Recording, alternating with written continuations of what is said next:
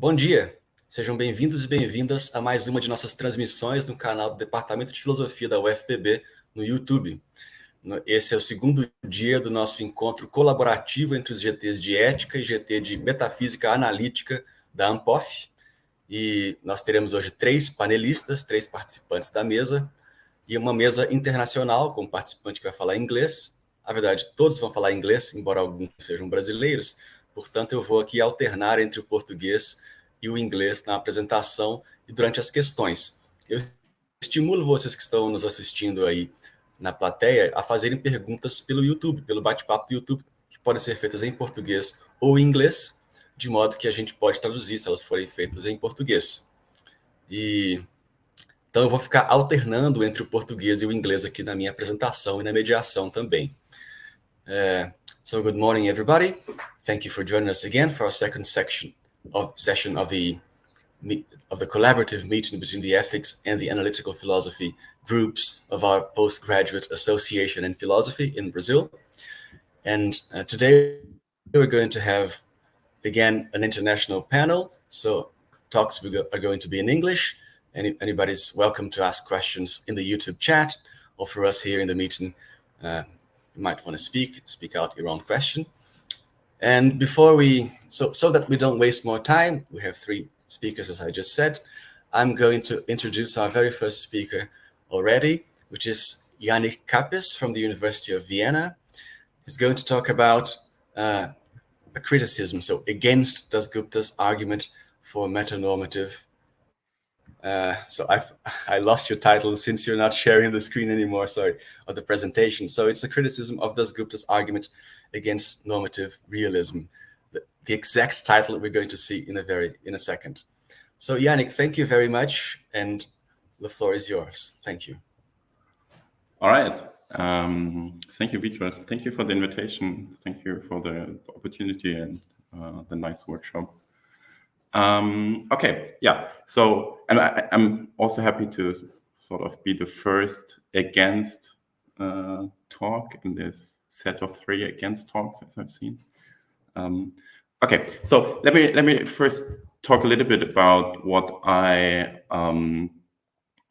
what this is about and how I came to do this. So when Vitor was in Vienna earlier this year, we talked about some of Shamik Dasgupta's arguments, and Shamik Dasgupta, in a series of recent-ish papers, has attacked various forms of metanormative realism.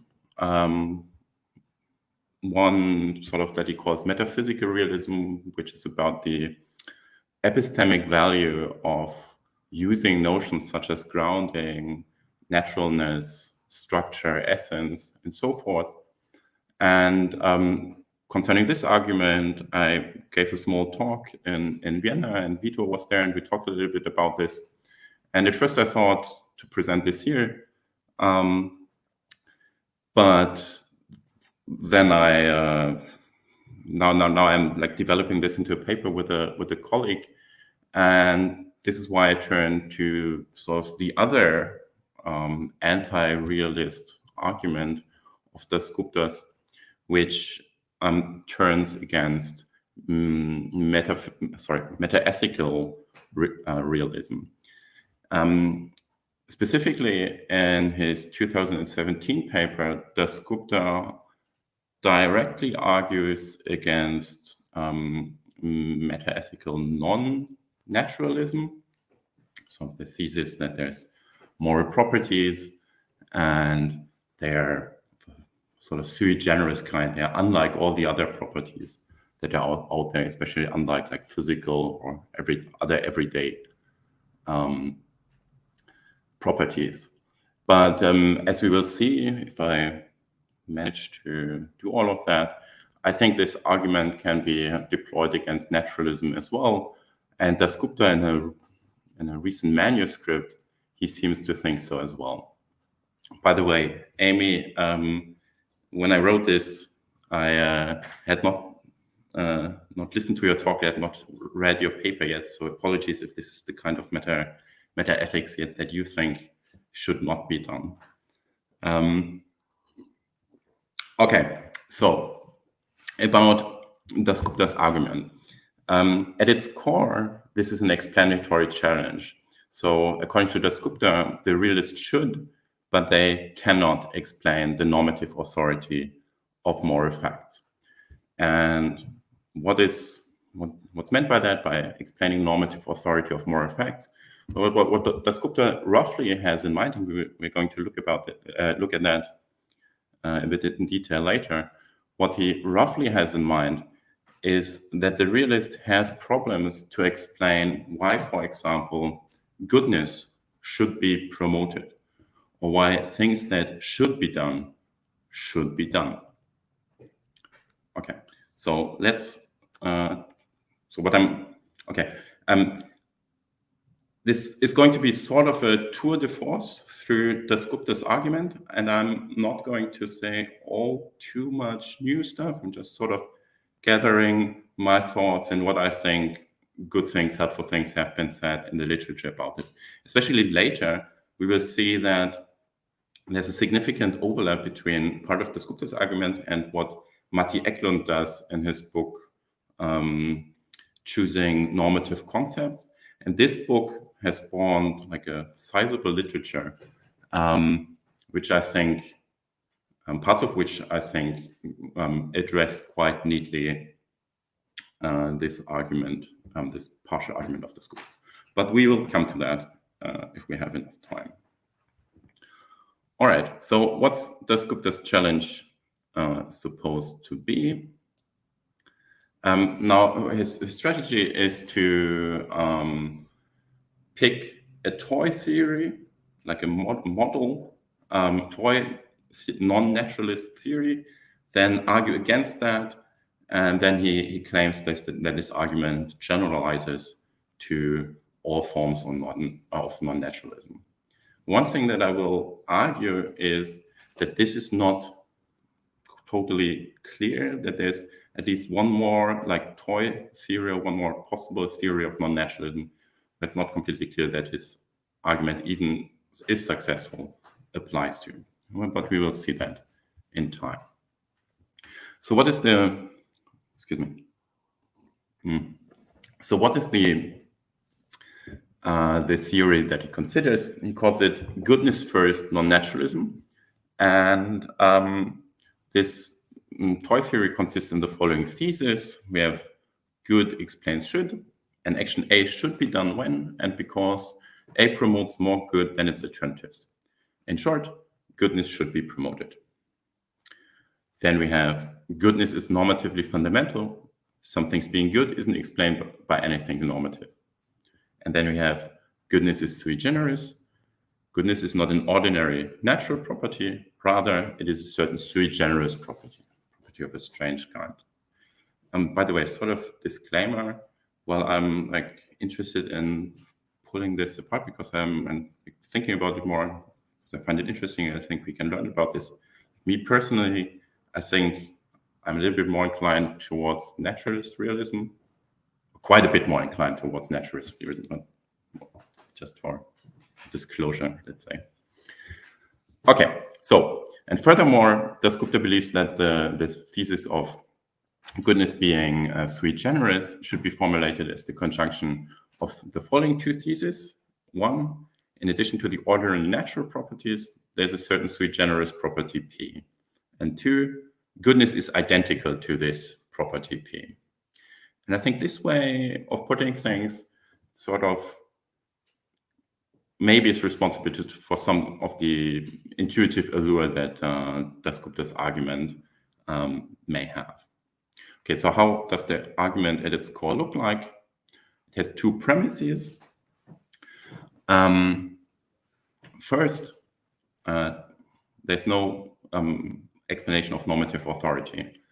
There's no answer to these questions, the following questions. Why should P, our property of goodness, be promoted? What is it about P in virtue of which we should promote it? Why shouldn't we promote some other property instead? And the second premise then is Dasgupta assumes that this is unacceptable. So there must be such an explanation. If there is no answer to those questions, then P cannot be the property of goodness, and hence the normative non-naturalism is false.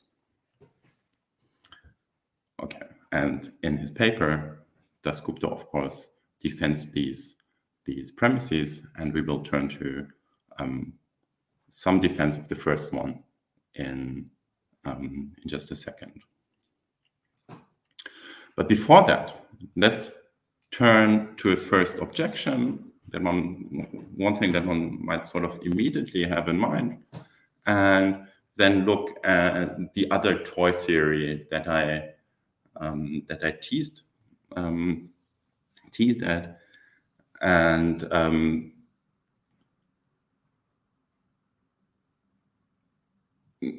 yeah, I think this other toy theory can bring out this first objection a little bit better. And then we're going to look at Dasgupta's rejoinder to the first objection, and then we continue with the dialectic. So this kind of first objection to Dasgupta can, for example, be found in this paper by Chappell, and Dasgupta actually already considers it. It goes something like this, roughly. Look, the non-naturalist might reply. My view is that P is the property of goodness. It's obvious that we should promote goodness, hence it's obvious that we should promote P. So what do you want? What further thing are you asking? It's just so obvious. We're going to come to Dasgupta's objection in just a second. Now,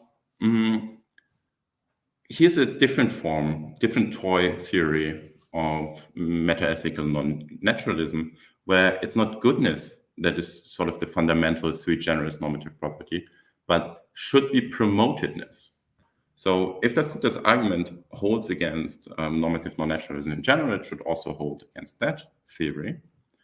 What do I mean by that theory? Well, the conclusion of these two premises: should be promotedness is normatively fundamental. That says something should be promotedness isn't explained by anything normative, and should be promotedness is sui generis. Should be promotedness is not an ordinary natural property, rather it is a certain sui generis property. And then for this theory, the equivalent of the first premise of Dasgupta's argument would look something like this. There's no explanation of normative authority. I forgot a little bit here. So there's no answer to the following questions. Why should things that have P, i.e. the property of should be promotedness, be promoted? What is it about this property in virtue of which we should promote things that have it? Why shouldn't we promote things that have some other property instead? And the response from obviousness that Dasgupta considers would then turn into the following. Look, this kind of non-naturalist might reply. My view is that P is the property of should be promotedness. It's obvious, and indeed in this case trivial, that if something has that property, i.e. should be promotedness, then it should be promoted. So what's the fuss about it? What do you want? What are you asking about? Dasgupta answers in two ways. Has a Lewisian argument from fair play that you can it's already being hinted at down here. And he clarifies what exactly he wants, namely an explanation. We're going to look at those in a bit, step by step, because I think looking at the Lewisian argument is sort of instructive. Don't think it works. Maybe you have feedback on this. So in response to this objection from obviousness, Dasgupta writes the following. Now, be my guest, he says, posit all the sui generis whatnots you like, but play fair in naming your whatnots. He sort of paraphrases Lewis here. Don't call any alleged feature of reality goodness unless you've already shown that you have something we should promote. I claim that we should play fair in naming sui generis whatnots too, If a non-naturalist says it's obvious we should promote goodness, I won't disagree. Indeed, this is exactly what the tri-normative theory under assumption states. This obvious truth is not in question. But it does put a constraint on what goodness is. Whatever it is, it had better be something we should promote. If someone says that goodness is identical to redness, we can object that redness is not something we should promote. Hence, goodness is not identical to redness. It would be a travesty to respond, well, in my theory, goodness is identical to redness, hence, since we should promote what's good, we should promote what's red.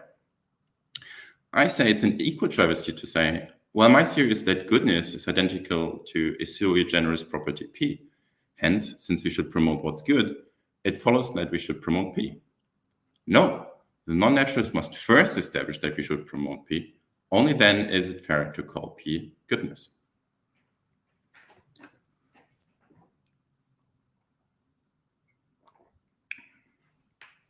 Now, I don't think this argument is successful, and I actually think that Dasgupta misrepresents the dialectical situation here. And I think the non-naturalist can claim the following. So, prior to meta-ethical investigation, we possess and already possess a grasp of the concept and property of goodness. And then the non-naturalist could claim, for example, that we conceive of the property of goodness via the concept of goodness in a way that makes it obvious that we should promote goodness. And of course, the concept of should promote plays a role as well. So we know this already before turning to philosophy, already before turning to meta-ethics, just by thinking about the matter properly. And then once we turn to meta-ethics, and once the non-naturalist starts to theorize about this property of goodness, well, then they come to believe, because they're non-naturalist, they come to believe on the basis of whatever the arguments are that non-naturalists have on their position, that while that property is instantiated, as they knew, because of their moral knowledge, it is not an ordinary natural property, but instead sui generis, unlike all the other properties. Now, this way, the non-naturalist does not start with a sui generis property as a kind of blank canvas, like this blank, this unknown object that we then have to investigate, and whose normative properties must first be established in order to be allowed to identify that that property, that thing with goodness, as Dasgupta appears to think. Rather, the non-naturalist already has a conception of goodness, and especially its connection to what should be promoted, and then determines what this property, and then the non-naturalist determines that this property is unlike all relevant others, i.e. sui generis. Now, of course, if Dasgupta could give reasons that no sui generis property should in general be promoted, just like reasons can be given why redness should not in general be promoted, then it would indeed be unacceptable for the non-naturalist, as for the rednessist, to stomp their feet and insist that goodness is a sui generis property, and hence some sui generis property should be promoted. But crucially, at this point, Dasgupta has not provided such reasons or such an argument. And I think this point can be illustrated with an example from a different context. So suppose we're inquiring into the nature of phenomenal properties. So phenomenal properties of the mind, of consciousness. For example, phenomenal redness, that kind of property that some of your conscious states instantiate when you experience something red. And let phenomenal redness be our analog to goodness in the other case. Now, first, there are some things that we can know about phenomenal redness independently of knowing whether it is physical or, say, irreducibly mental. Various things, like how similar it is to phenomenal greenness, perhaps, but also, for example, that there is something that it is like to undergo states that instantiate it, like using Nagel's expression.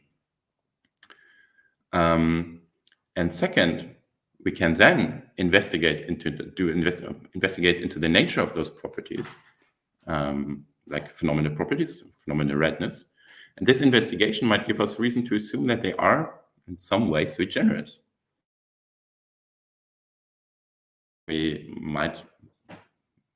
Our comparison class might be the ordinary physical properties.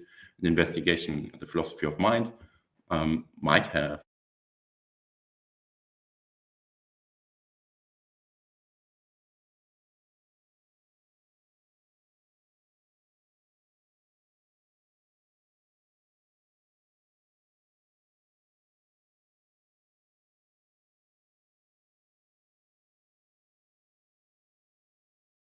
to assume this, we'd first some sui generis property P has or could have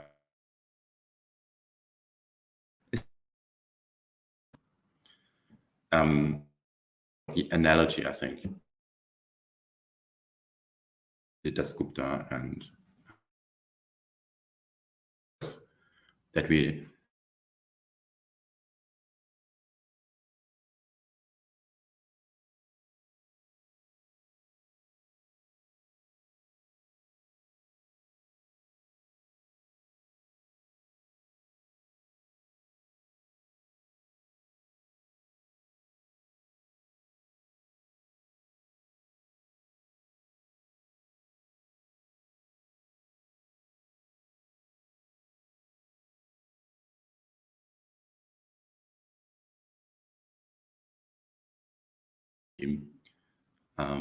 to the objection from obviousness. Recall the objection from obviousness was that it's just obvious that goodness should be promoted, or that is obvious. Yannic, sorry, can I interrupt you for a second? Of course. I think you had a connection problem for like 30 seconds or something. We lost for 30 seconds. 30 seconds to 1 minute. Okay. So but I'm back now. Yeah, maybe 1 minute. Okay, so yes. Did you get everything until here? Shall I maybe repeat this? Hello? Hello? I think did you already start point 3 now in your talk now? No. I was just about to start point 3. Okay. So I think where you say the second after Nagel's expression, that's where it started the problem. After Nagel's expression. Okay, good. Sorry for the bad internet. Really apologies. Okay, then let me continue there. So coming back to this analogy. This was just supposed to be an analogy to draw out what exactly I think goes wrong in Dasgupta's objection from fair play, and so I cut off somewhere here. Then I said, okay, second, the investigation into the nature of phenomenal redness or phenomenal properties in general might give us reason to assume that they are in some way sui generis, namely if the comparison class are the ordinary physical properties. But I think in that case, it would be inappropriate to object to the thesis that phenomenal redness is a sui generis property, that in order to assume this, we'd first have to establish how some sui generis property P has the property of there being something it is like to undergo a state that instantiates it. Rather, we can start with phenomenal redness, establish that there's something it's like to undergo it, and then establish that phenomenal redness is sui generis. Just an analogy to what we do in I think the non-naturalists should do in the meta-ethical case. Okay, now let's come to Dasgupta's second rejoinder to the argument from the response from obviousness. Now, I think it looks a little bit like that in the paper, that Dasgupta appears to appreciate at least part of the preceding response, But then he rightly points out that he actually wanted something else, pointing out that something is obvious does not amount to an explanation. Maybe it's sort of connected somehow. We're going to come to this. But what he wanted was an explanation for why this sui generis property goodness should be promoted, or why things that have should be promotedness should be promoted. And merely pointing out that those truths are obvious doesn't provide an explanation. Okay, so here's a more precise statement of the explanatory demand that Dasgupta actually gives. So he offers the following this here as a precise statement of what he wants the non-naturalist to explain, namely that there is something that is a sui generis property, and this thing is identical to goodness, and that thing should be promoted. Okay, but there is a standard account of how existential quantifications like this can be explained, namely via the true instances. And this would give us the following. So there is such a thing. There is a thing that is a sui generis property, that is goodness, that should be promoted, because goodness is a sui generis property, and goodness is identical to goodness, and goodness should be promoted. Okay. Now, I'll leave this here for a moment. Now, since true conjunctions are explained by the conjuncts taken together, the crucial bit that needs to be explained, I think, is why goodness should be promoted. So the third conjunct here. So we explain this here by this, by this. Okay, so this here by this, and then we explain this conjunction via its true conjuncts, one of them being the crucial one, goodness should be promoted. And this at least fits very well with everything else that Dasgupta writes. He doesn't demand an explanation for why goodness is a sui generis property, nor does he demand an explanation for the identity claim, nor does he demand something like a common explanation for the conjuncts. He's really, in the remainder of the paper, always focused on claims like this. Now, what I said so far applies mutatis mutandis to our toy theory of should be promotedness first, non-naturalism as well. And there we can formulate the explanatory demand as that we are supposed to explain why whatever should be promoted should be promoted. Just to make the things completely clear, the explanatory demand is not to explain what makes things good or what makes things such that they should be promoted. No, assuming that they are good, why should they then be promoted? Assuming that they should be promoted, why should they then be promoted? Okay, now thinking about this, especially keeping also the obviousness or perhaps the sort of triviality of these claims in mind, it's not completely clear how a satisfactory answer would look like. Maybe it's not even clear whether we really need an explanation. And maybe the idea that these claims are obvious point in the direction of a certain type of explanation that we can give here, namely ones involving essence. So the following, going to explain this now, and this is also what Dasgupta is sort of willing to concede for the sake of argument. And in other cases, he thinks that this kind of explanation can work. So the idea is that the proposition that we are supposed to explain, namely this one and that one, they hold in virtue of the very nature of the involved entities or properties. Here's more concretely what kind of essence facts would be required or would be used for such an explanation. First, it is part of the essence of something or other that goodness should be promoted. And second, it's part of the essence of something or other that if something should be promoted, then it should be promoted. And the idea is that there's no mystery of why goodness should be promoted, and to why if something should be promoted, then it should be promoted. Because this is just part of the essence, part of the nature of some things or other. What things? We're going to come to in a bit.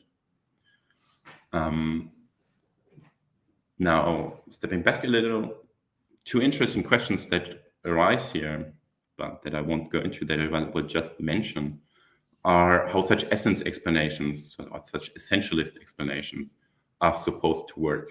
If they're good explanations, or if they have a slightly different role, what exactly is going on there. And maybe also whether these essence propositions themselves should be further explained, or can have further explanations. I gave you some literature there in the handout, but for the present context, just note that Dasgupta concedes the viability of this kind of explanation. Now, like Dasgupta, we assume essence talk to be understood as closely related to talk of real definition, and thus operate in a framework that, for example, Kit Fine and Gideon Rosen defend.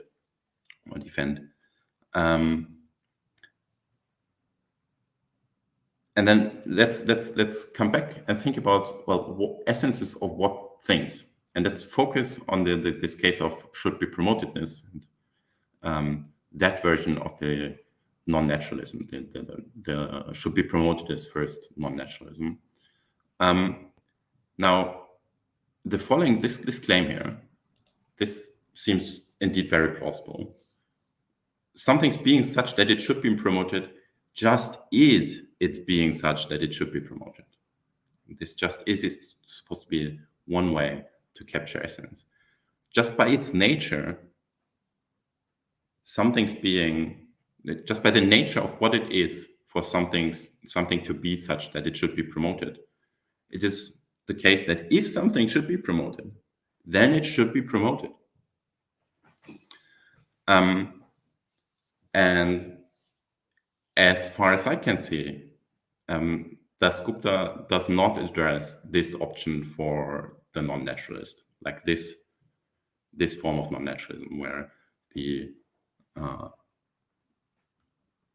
should be promoted as property is fundamental, and then we give an essentialist explanation in these terms. As we will see, maybe one of the arguments that he gives later generalizes even to this case. I hope I'll have time to come to that. In a way, of course, essences like these are trivial, but that doesn't mean that they can't provide an explanation here by grasping them, by grasping what it is for something to be promoted. We grasp these essences and we understand why things that should be promoted should be promoted. Okay. So maybe we have a defense of this should be promotedness to the first non-naturalism that Dasgupta doesn't address in this paper. But what about goodness first non-naturalism?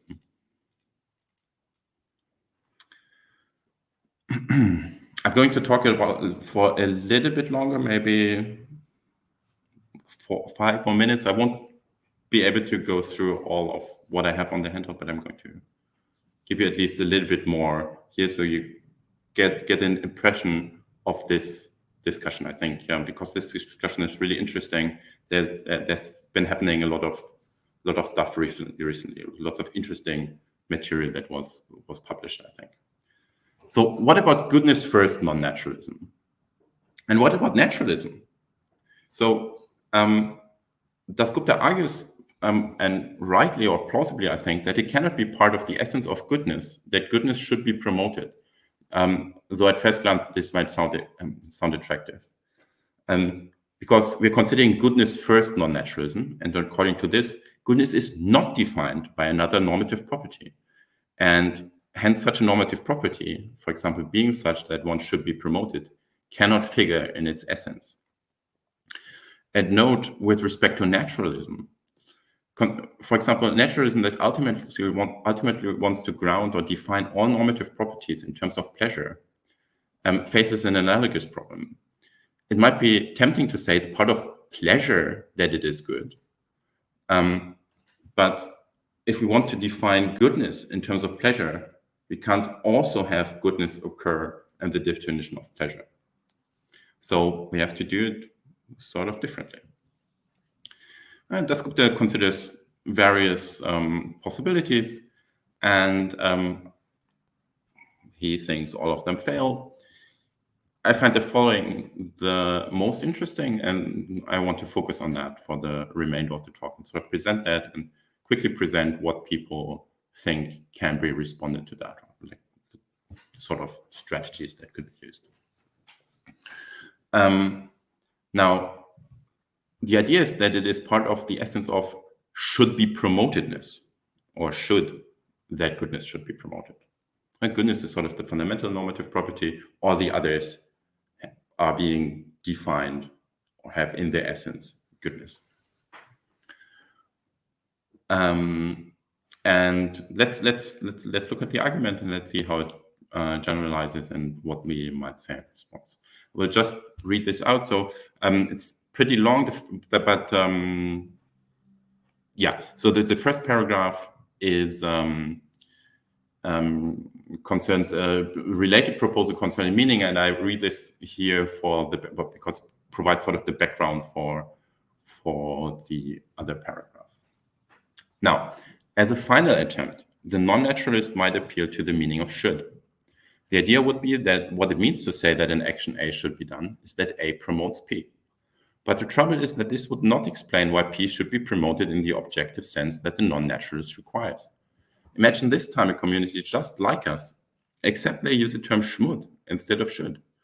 In their mouths, what it means to say that an action schmud be done is that it promotes redness, and they organize their actions around what they schmud do. Sure, we can truly say that they are not doing as they should, but equally they can truly say that we are not doing as we schmud, and on this view, there's nothing to break the symmetry. On the ground floor, there are just facts about P and about redness, and one community organizes their lives around one property, and the other community around the other. And that's all there is to say. There's no further fact about which community is really getting things right. Yet the non-naturalist position was supposed to be that there is a further fact. P is supposed to be the source of real normativity in a way that redness isn't. The current proposal does not explain this. A related proposal could be put in terms of essence, that it is essential to the property of should be doneness that A should be done if A promotes P. But again, this does not explain what the non-naturalist needs. To be explanatory, we know that talk of essence must be understood on the model of definition. The idea must be that for an action to have the property that it should be done, just is, by definition, for it to promote P. But definitions are cheap, so we can also define the property of should be doneness. For an action to have this property, just is for it to promote redness. And now, again, there's nothing to break the symmetry.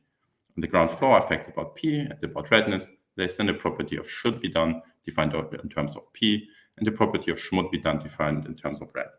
And each community organizes themselves around one of those properties. There is, on this view, no further fact to the effect that P is the source of real normativity in a way that redness isn't. Okay, so two things. First, I think if this argument goes through, it generalizes to naturalism and also to the should be doneness first non-naturalism. For recall, there's really, like, if you consider naturalism, it really doesn't play a role, I think, that P is sui generis for this kind of argument.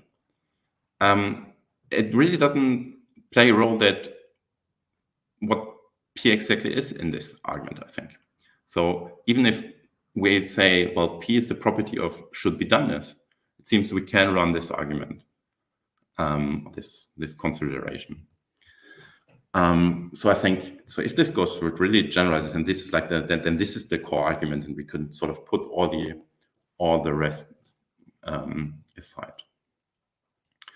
Now let me end with a few remarks on what has been happening in the literature so far, or concerning this kind of argument. Now, this is very reminiscent of these moral twin earth cases, and especially Eklund's discussion of what he calls ardent realism, kind of realism that does not want to allow, that wants to say, exactly as Dasgupta has it, that one of these communities, at least, does not get it right. And several ways for the realist to respond to this have been, to respond to these kinds of cases have been tried, suggested in the literature. So one strategy is to argue that the situation that's described is incoherent. So Eklund, for example, considers adopting what the conceptual role semantics, where normative terms are defined by their normative role, which is roughly their relation to action guidingness and motivation, the role these terms play with regards to that. And then the idea is that these alien communities that Dasgupta describes, they are impossible. But because in the setup, according to the setup, the normative role of their Schmut terms are the same as the role of our should terms, according to the semantic theory that Eklund and Wedgwood consider. Their reference is hence the same. So it's not possible for normative reference to sort of diverge in this way. And this idea that these cases are impossible has been spelled out in various ways by various people. I have put you some pointers there in the footnote for some papers that I find is interesting, where people try this or something like this. So we won't come to 5, but let me mention one more. Way to go. Sider, in a recent paper, uses his account of objectivity to argue that these alien communities that Dasgupta describes might be possible, but they need not threaten the objectivity of normativity. I won't go into details here. I wrote a sentence there, but if you're interested, look into the Sider. He basically follows from his theory of objectivity that that sometimes there is an answer, even though these communities, there is an answer of who gets it right, even though these communities exist. All right, so in the interest of leaving some space for Q&A, I will stop here. What I had on the handout were some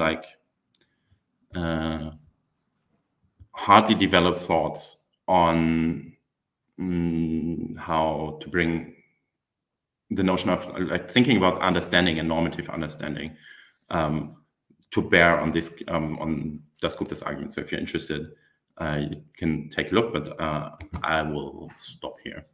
Thank you.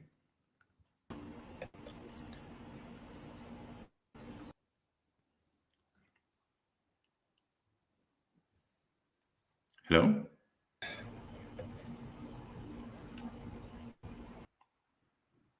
Was I gone again? I don't know. Vitor is popping up. Maybe Vitor is. Vitor, we can't hear you. I mean, are you okay, Vitor? Can you hear us? You can't hear me yet. I'm trying. We can't hear you now. We can hear you. Sorry, yes. Yeah. I was trying to click on to promote myself, but I was failing. The keyboard's failing me. So thanks a lot, Yannic. It was a great talk, and have lots of things to discuss. I still have many things to process on this, but maybe somebody else has already questions. If not, I might have a few clarificatory questions myself. Okay, so let me start with and Amy one has thing. a question, I think. I tend to think that the gist of sorry, yeah, I didn't see the chat. Yeah, the private chat. All right, please, Amy Thomason, the question. Let me just promote you to the screen. Can you help me with this, Rhamon? I think my keyboard is not working very well. Can you see me? Yeah. Okay, great. Yeah, it come on the screen to me. Yes. Thank you. Yeah, Yannic, thanks for the great talk. That was super clear, and I suspect that what you say might be the best that the moral realists can respond here. Let me just try another sort of route of inquiry that I think you didn't yet touch on in the paper, and that is a notion of explain. Right. So if I remember correctly, let's see, I'm just checking my notes. You said, okay, the original Dasgupta problem is that the realist can't explain the normative authority of moral facts, can't explain why goodness should be promoted. And you take this kind of interesting route that I expect a lot of people will find amenable to them, of going by way of talk of essences. The worry is, for me, probably not for many other people, is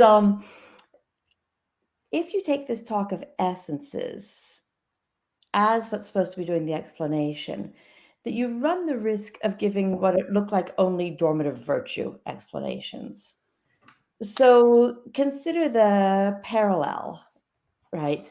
In the old Molière play, right? They ask the doctor, why do poppies make us sleepy? And the doctor says, oh, because they have the normative virtue. Now you could try to run an argument similar to yours that says, well, look, it's part of the essence of the normative virtue, that part of what it is to have the normative virtue is to be such that it makes people sleepy. And that's okay as a verbal response, but it's not really an explanation as opposed to a repetition with fancier words. And some of the kind of linguistic ideas I was talking about yesterday are relevant here too, that if what's going on in these cases is sort of just introducing nominalizations for goodness or to be doneness, that it might be fine to introduce these nominalizations, but it's not clear that it's going to add any explanatory power. Now, if Dasgupta is right in demanding this kind of explanation out of the non-normative realist. Okay, let me try. So I think, at least as I understand it, these essentialist explanations are sometimes fine, unlike the normative virtue explanation. What about an analogous case again, namely that maybe why things that are red are colored, or why phenomenal redness has this quality of that there being something that it is like to have it. There we are tempted to also say, well, it's part of the essence of phenomenal redness, or what it is like to be something. And what's happening is, or why this has sort of a good explanatory value, is what's happening in our grasping that essence, grasping the relevant properties. Maybe something like this, and then I would say something. I can't develop this in a sort of inquiry thoughts, but I would then try to develop something similar for the moral case as well. Well, just a small remark, in the remainder of the paper, actually talk a little bit about what I think moral understanding involves, and what aspects, and I think that certain phenomenological aspects are really important, like felt demand and stuff like this. And what I would say with regards to the essence proposal is that these things they arise in grasping these essences, something like this. These kind of feelings and responses or something. Yeah. Yeah, I mean, that sounds like the sort of thing that essence theorists should say. I mean, it gets us tied up into all sorts of really big issues about, how we can discover these essences. And as long as they're definitional, then it might still seem trivial, right? Or reflections of our definitions. If they're not, it's very hard to see how we're supposed to come to know or discover them. But anyway, that's way downstream in terms of, or maybe upstream, how to develop this kind of essence view. But anyway, yeah, I'll let it. Yeah, I guess I would be tempted. So some examples that I like is you grasp at least part of the essence or part of what it is to be in pain when you put your hand into the fire. This tells you about pain. Maybe if we spell this out like in the Essentials idiom, we would have to write something like being in pain just is being in pain, but what's being captured there is the way that we grasp that is by putting our hand into the fire and getting it. Yeah, that's interesting to try to connect it to phenomenal experience and kind of the idea that you could almost point towards the experience to get some content in there. And then there's a question of whether we can do the same for the moral qualities. But it's interesting to try. Sure. Yeah. Thanks. Thank you. Okay, so I think Vitor is having a little bit of technical problems with his connection. So I'm trying to speak with him in WhatsApp to see what we're gonna do. If he can't be here right now, I think I'll have to make my presentation earlier, if that's not a problem. But of course, we still have some time. I think it's 8 minutes before Yannic's time ends. So if you have more questions, Professor Thomason, feel free to ask.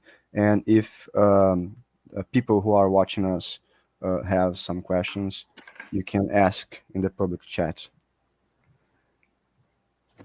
I will ask if Vitor has some question that he could send me in text so I could read it. Just a minute.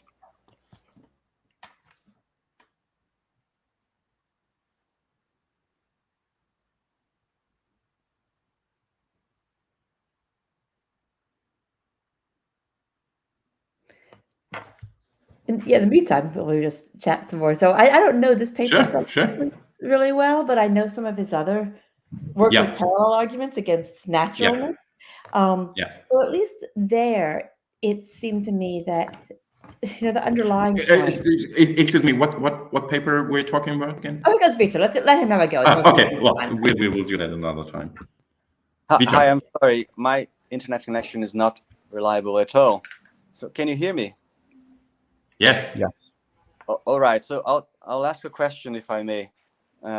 Sure. The question was, I was thinking about what the gist of Dasgupta's argument is, and I think maybe what he's trying to explore is the idea that goodness or any other normative notion we choose to focus on, for him, goodness is just an example, right? So any normative notion we choose to focus on is sort of a non-honorific term. As you say, pre-theoretically, we start with the idea that it's something to be promoted, or something that we should do.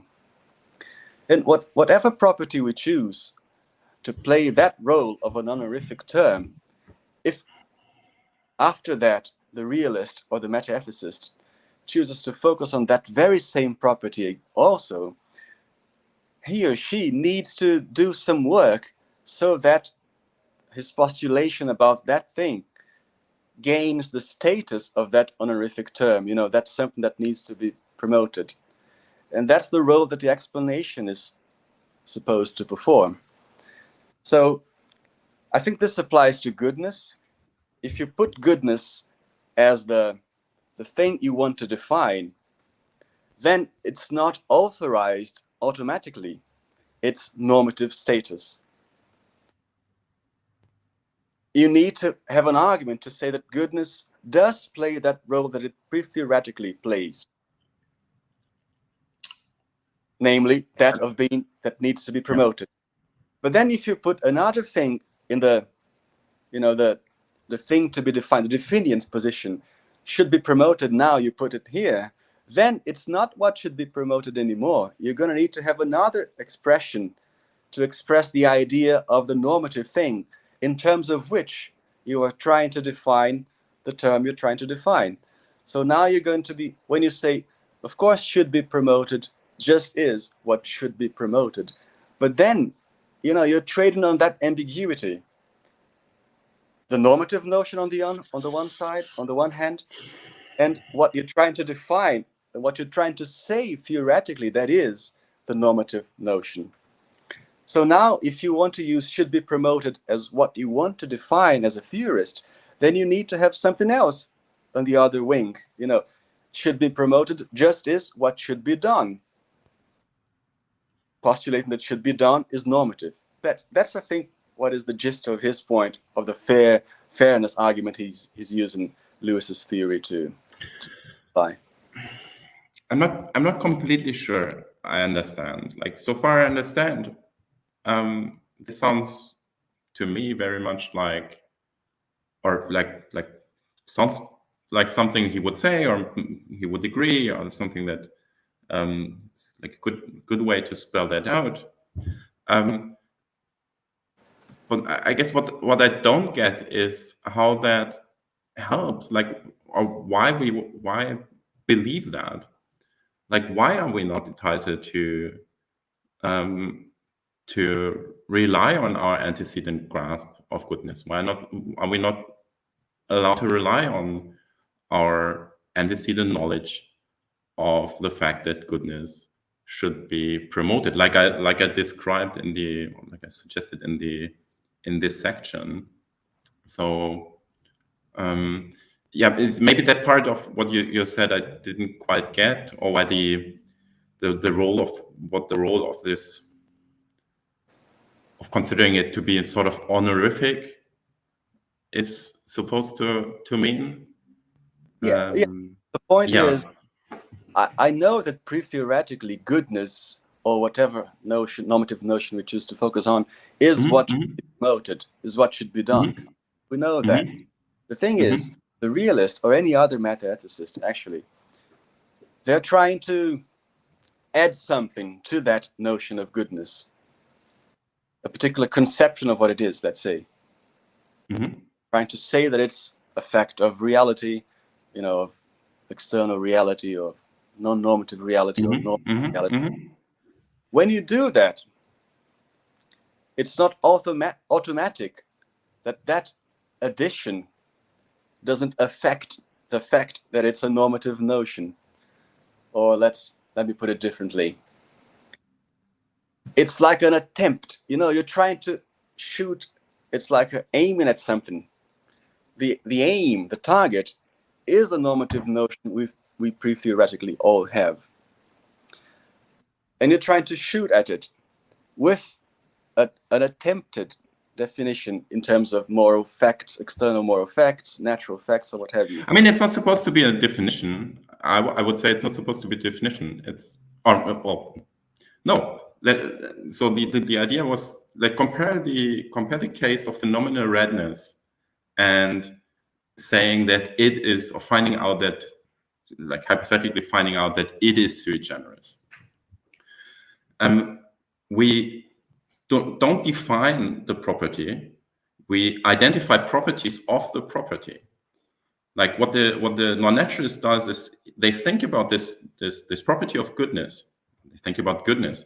Then they come up with these arguments, and they come to believe, this property is sui generis.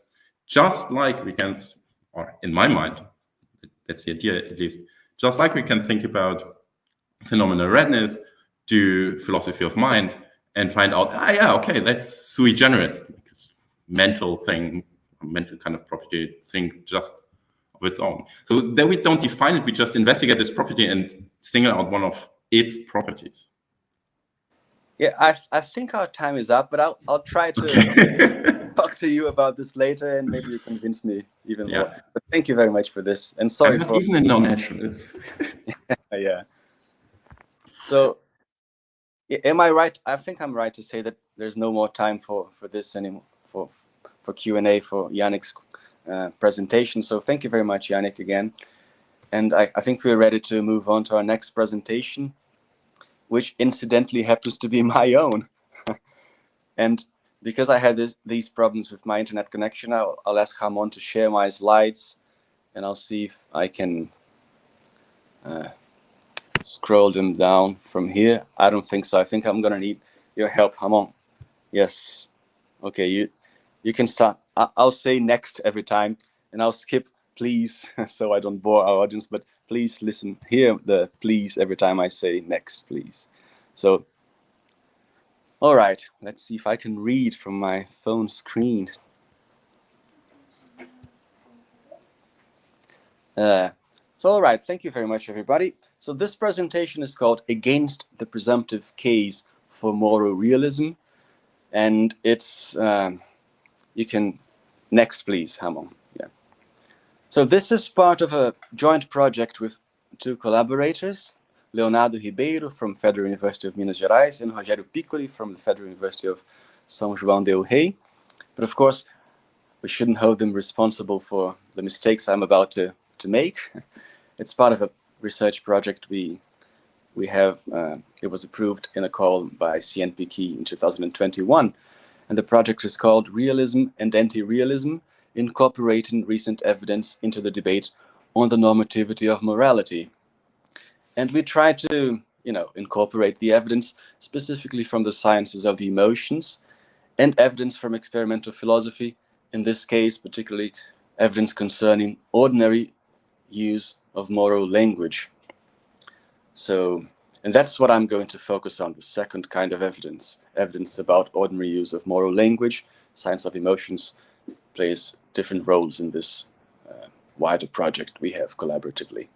So, Rhamon, please, next. So, my goal here today in this talk is to target a very common view, a view that is very widespread in metaethics textbooks. It's actually very hard to find books that don't assume this as a presupposition. And the target is what a kind of argument that I've been calling, or other people also call it, the presumptive case for moral realism. And it really has two steps. The first one is an empirical claim, the idea that ordinary moral discourse has a realist surface, meaning that, well, prima facie at least, on the first pass, people, ordinary users of moral language and moral practice, they are committed somehow to moral realism. That's an empirical claim about what ordinary users are committed to. And from that, typically moral realists, but also even critics of moral realism, typically derive a prima facie argument for moral realism, in the sense that, well, if common sense tells us that moral facts are real, maybe they are, unless we have a very strong argument against moral realism, let's stick to moral realism. So that's a two-step, very simple argument for moral realism, an argument that plays, incredibly maybe, a very important role in many metaethics books. So I don't intend to attack the second step, namely the inference from the empirical remark that ordinary users are committed generally to moral realism. I'm not intending to attack that inference that claims that moral realism has a prima facie argument in its favor. What I'm trying to question here is the very first premise, that empirical claim that ordinary moral discourse is in fact generally realist. Next, please. Yeah, so just so we get the spirit of what I'm trying to say, a few quotes from the metaethical literature. I could have chosen many others. As I said, it's very hard to find books that don't assume this, actually, in the metaethical literature. So, for example, David Brink says in his 89 book, "We begin as tacit cognitivists and realists about ethics. Moral realism should be our metaethical starting point, and we should give it up only if it does involve unacceptable metaphysical and epistemological commitments." So moral realism as an intuitive, natural starting point. Unless we have argumentation, we should stick to it. And MacNaughton, in his moral vision, also says, the realist's contention is that he has only to rebut the arguments designed to persuade us that moral realism is philosophically untenable in order to have made out his case. So that it's, for MacNaughton, it's just like realism is the natural view. It has an established position. If it can counter the counter arguments, the arguments against moral realism, there's nothing that needs to be argued for. Realism is already naturally argued for, let's say, if you're able to resist the arguments against it.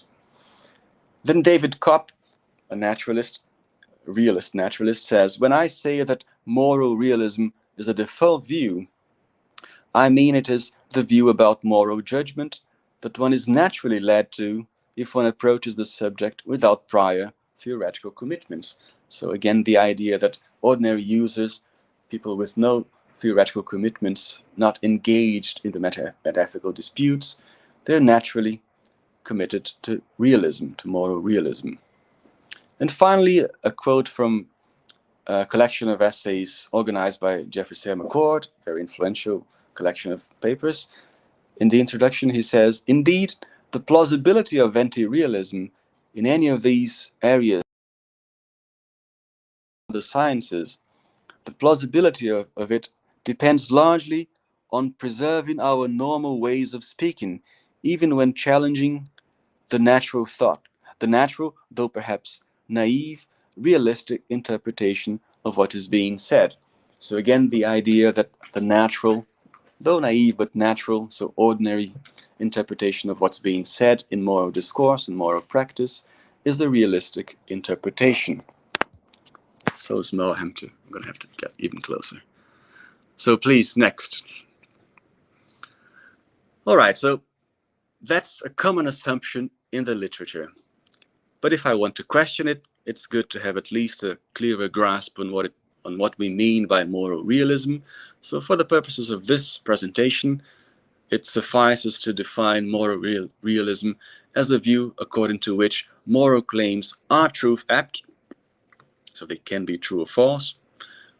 They are at least sometimes true, and they're made true by mind-independent facts. So it's a kind of cognitivism. Moral claims are truth-apt. A view that denies error theory, because error theorists accept cognitivism but say that we are in persistent error, we are making false judgments all the time. Against that, realists think that we do make true statements every once in a while. We do say truths when it comes to moral matters. And it's a kind of robust realism because, the term realism can be defined variously. And this idea of robustness here just intends to include the fact that these moral facts or properties, the things that make moral claims, moral statements true, are facts about the outside world, not facts about our attitudes, our conventions, or whatever. They're facts about the outside world, be they natural or non-natural. So mere objectivism, for example, is not sufficient to qualify as moral realism because you can have kinds of objectivism that are constructed. For example, in Christine Korsgaard, Kantian constructivism. It's, according to this definition, it wouldn't count as a moral realist view. It's more of a moral anti-realist, though with objectivist, universalistic ambitions. And in the end, it's also a thesis about the metaphysics of morality. So I'm also going to have to say sorry to Amy Thomason. I hadn't heard her speak about this before, so I'm still engaged in the more traditional metaphysical project, Metaphysics of Morality here, of normativity more generally. So that's what I mean by moral realism for the sake of this presentation. Next, please. So one complicated issue that's going to play an important part in my presentation is how do we interpret ordinary speakers? Since the premise that I'm trying to attack is that premise about what the folk are committed to. How do we get to know what they're committed to? How do we interpret what they say? How do we get to know what they think about these metaphysical matters, the metaphysics of morality?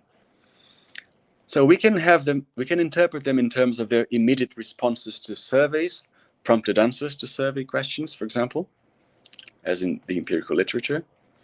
Or we can think about their considered views, as usually explored in the reflective equilibrium method, John Rawls and others.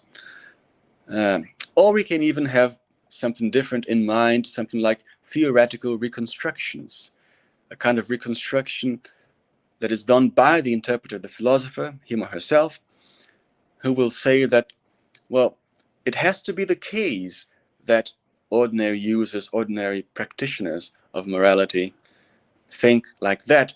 Otherwise, we won't be able to make theoretical sense of their practices, their behavior, their speeches.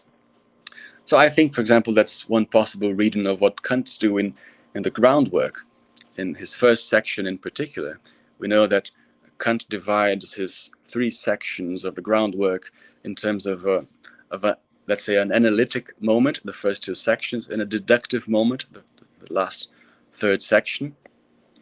And in the first 2 sections, he's trying to identify or search what is the supreme principle of morality. He says there's an Aufsuchung, is the word he uses. And at that moment, he's trying to, in particular in the first section, he's more clear about this. He's trying to identify the supreme principle of morality, starting from what he calls the given concept of morality, sort of a common sense. But his description of this commonsensical conception of morality is very much theory-laden, is very much dependent on his own conception of what morality has to amount to, his own theoretical ambitions later in the work. So he built into the notion of morality lots of things that are dependent on his theory, like the idea of universality, his own conception of a good will, for example. So theoretical reconstructions, they are a possibility of a way of describing what the folk believe, but they are not an independent source of evidence for any theory because they are theory-laden, very much so. So yes, we have these 3 options, 3 alternatives to interpret what ordinary speakers think about these matters of the metaphysics of morality. So how should we choose between them? Please, next. So the argument that I'm going to present to you now is that, well, let me try to read this so small. The view that I want to criticize is the idea that ordinary users are committed to moral realism. And the argument is, number one, let's say, I think the most charitable interpretation, that's why I say the best interpretation of their claims, the most charitable interpretation of what meta-ethicists are typically doing when they presuppose that ordinary moral users are generally committed to moral realism, the most charitable interpretation is to say that they have in mind the considered views of the folk, not their immediate responses to prompted answers to questions in surveys, nor theoretical reconstructions. I'll say a little bit more about why I think that's the best interpretation. But let's say that's the first premise of my argument. The second one is, well, but we don't have access to considered views, at least not directly. So, and I want to conclude, we cannot assert anything substantial or free of theoretical presuppositions about their considered views. Free of theoretical presuppositions stands here for the idea that in those theoretical reconstructions, all claims we make as interpreters of the folk are theory-laden, as I was describing and was illustrating with Kant's case. So the thought is, in the end, what I'm trying to say with this presentation is, we cannot really say that the folk are moral realists because we cannot tell what their views are exactly. This doesn't mean that they are anti-realists, alas, but it means that we shouldn't place an unnecessary burden on moral anti-realism, because moral realism should be removed from that position of being the natural interpretation of the moral phenomenon. That's the claim that I'm trying to make here. So next, please. So why do I think that metaethicists have considered views in mind and not prompted answers, immediate responses, or theoretical reconstructions? Well, sometimes it's just the best way to read their expressed views. So, for example, Horgan and Timmons, who were just mentioned by Yannic, in another paper they say, for example, that moral phenomenology is a criterion for any good metaethical theorization, and that criterion for them is the following: a metaethical theory ought, if possible, to account for and vindicate as many of the deeply embedded aspects of moral thought and moral discourse, the phenomena of morality, as possible. And one way to read, and I think it's the best way to interpret this passage in light of the other things they say in the paper, is to read these embedded aspects of moral thought and moral discourse as meaning these considered, reflected upon views instead of immediate responses. It's not what people would say if immediately asked what they think about these matters, but what are their embedded views, their considered views. And you will find similar considerations in David Enoch and others. David Enoch, for example, resists some of the conclusions of the empirical studies in experimental philosophy exactly by saying that he's not interested, and other realists are not interested in these prompted answers in survey questions.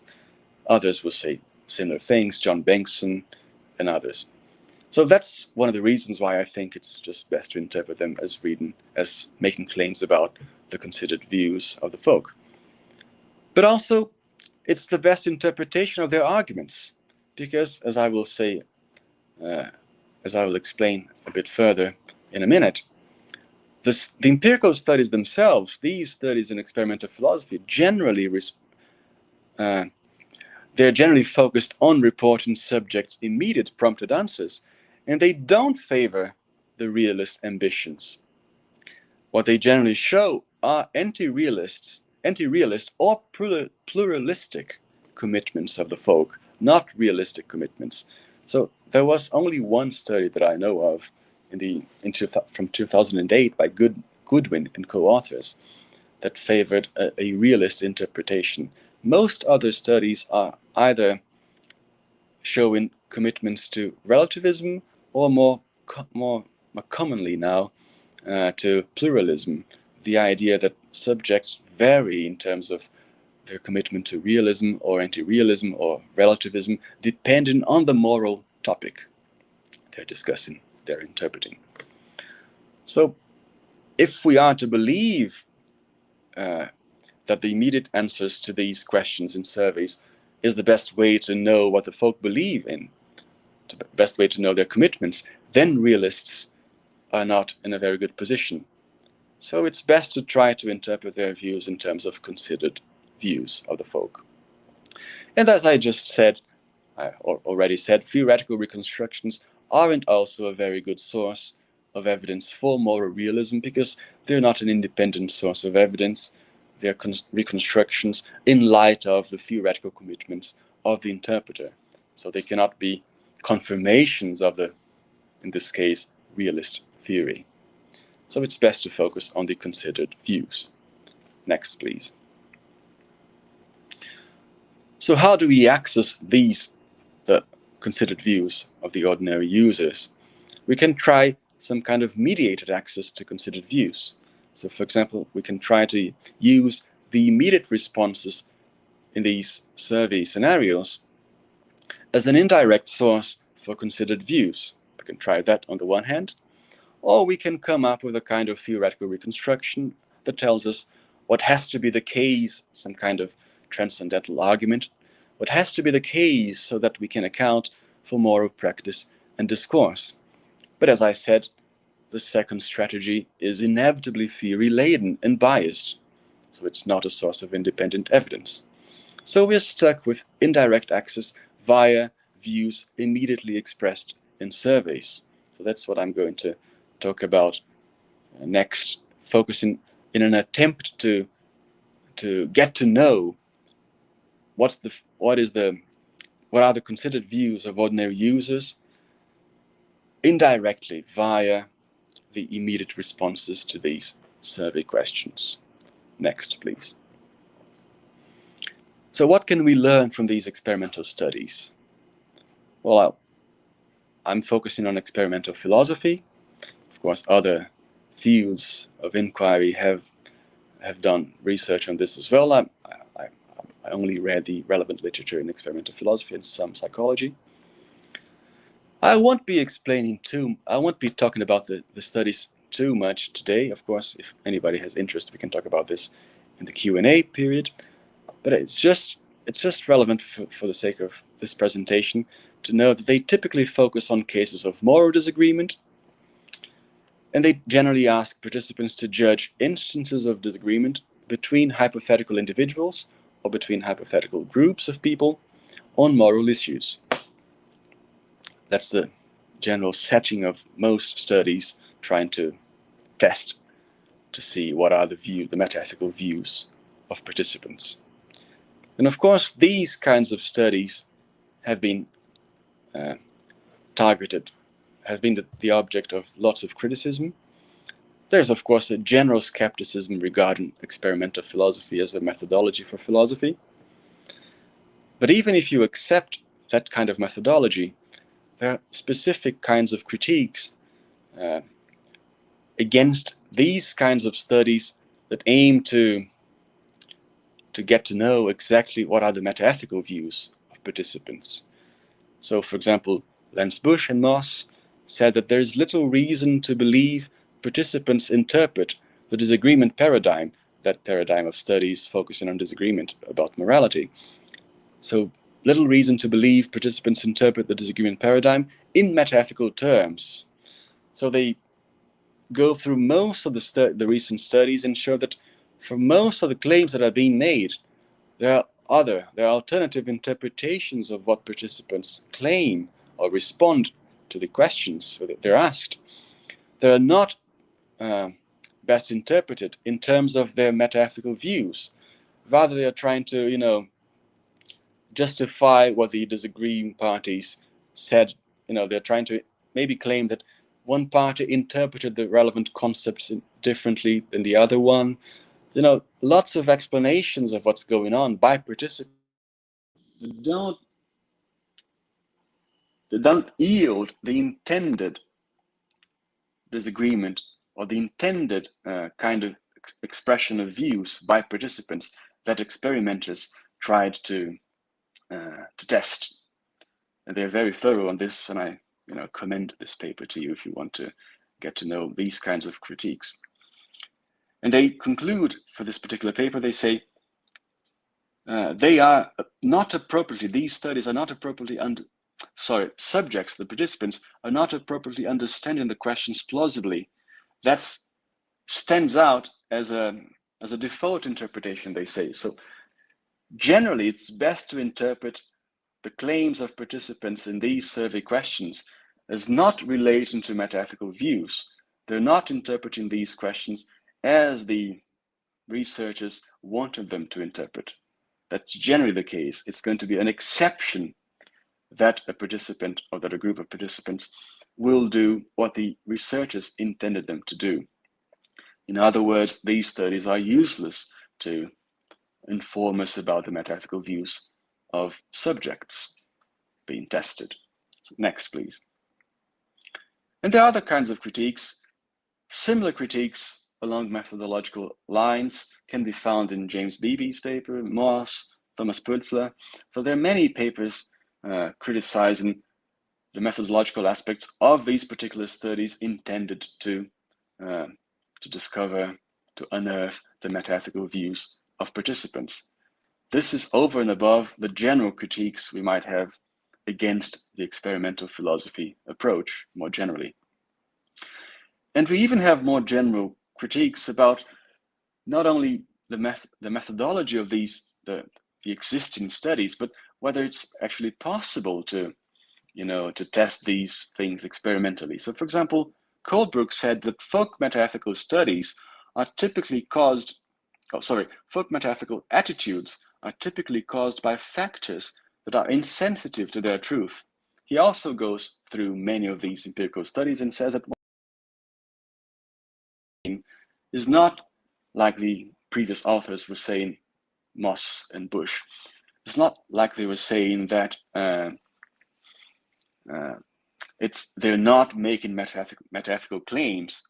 In this particular interpretation, Kohlberg is suggesting that rather they do have metaethical views, but the views they form are completely irrational. They don't respond to relevant evidence. So we might be able to find out what are their metaethical views via these kinds of surveys, kinds of studies. But whatever we find out about the folk, what the views of the folk are, is not going to be in any way a good argument for any kind of metaethical view. So this Kohlberg paper actually targets the second step in my initial argument, the one I said I wasn't going to target. The step that says, well, the folk are realists, then we have a prima facie argument for moral realism.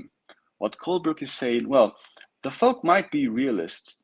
They might be realists, they might be anti-realists, or what have you. But whatever they are is irrelevant to the truth of these metaethical views, because the best interpretation of why they have their views is completely insensitive to the truth of these particular views. And he calls this metaethical irrationalism. And then more generally, some people will say that ordinary speakers don't even have metaethical views. Maybe this is in line with what Professor Thomason was saying yesterday about resistance moving up from the first order normative discourse. Maybe, Neil Sinclair, for example, suggests that, well, these metaethical disputes, they are a construct of philosophers. People, ordinary users of moral language, don't have views about this. So it's not only methodologically, it's not only a flaw of the existent studies that they were methodologically incapable of reaching the truth about the views of the folk. It's actually impossible because there's nothing to be found out, let's say.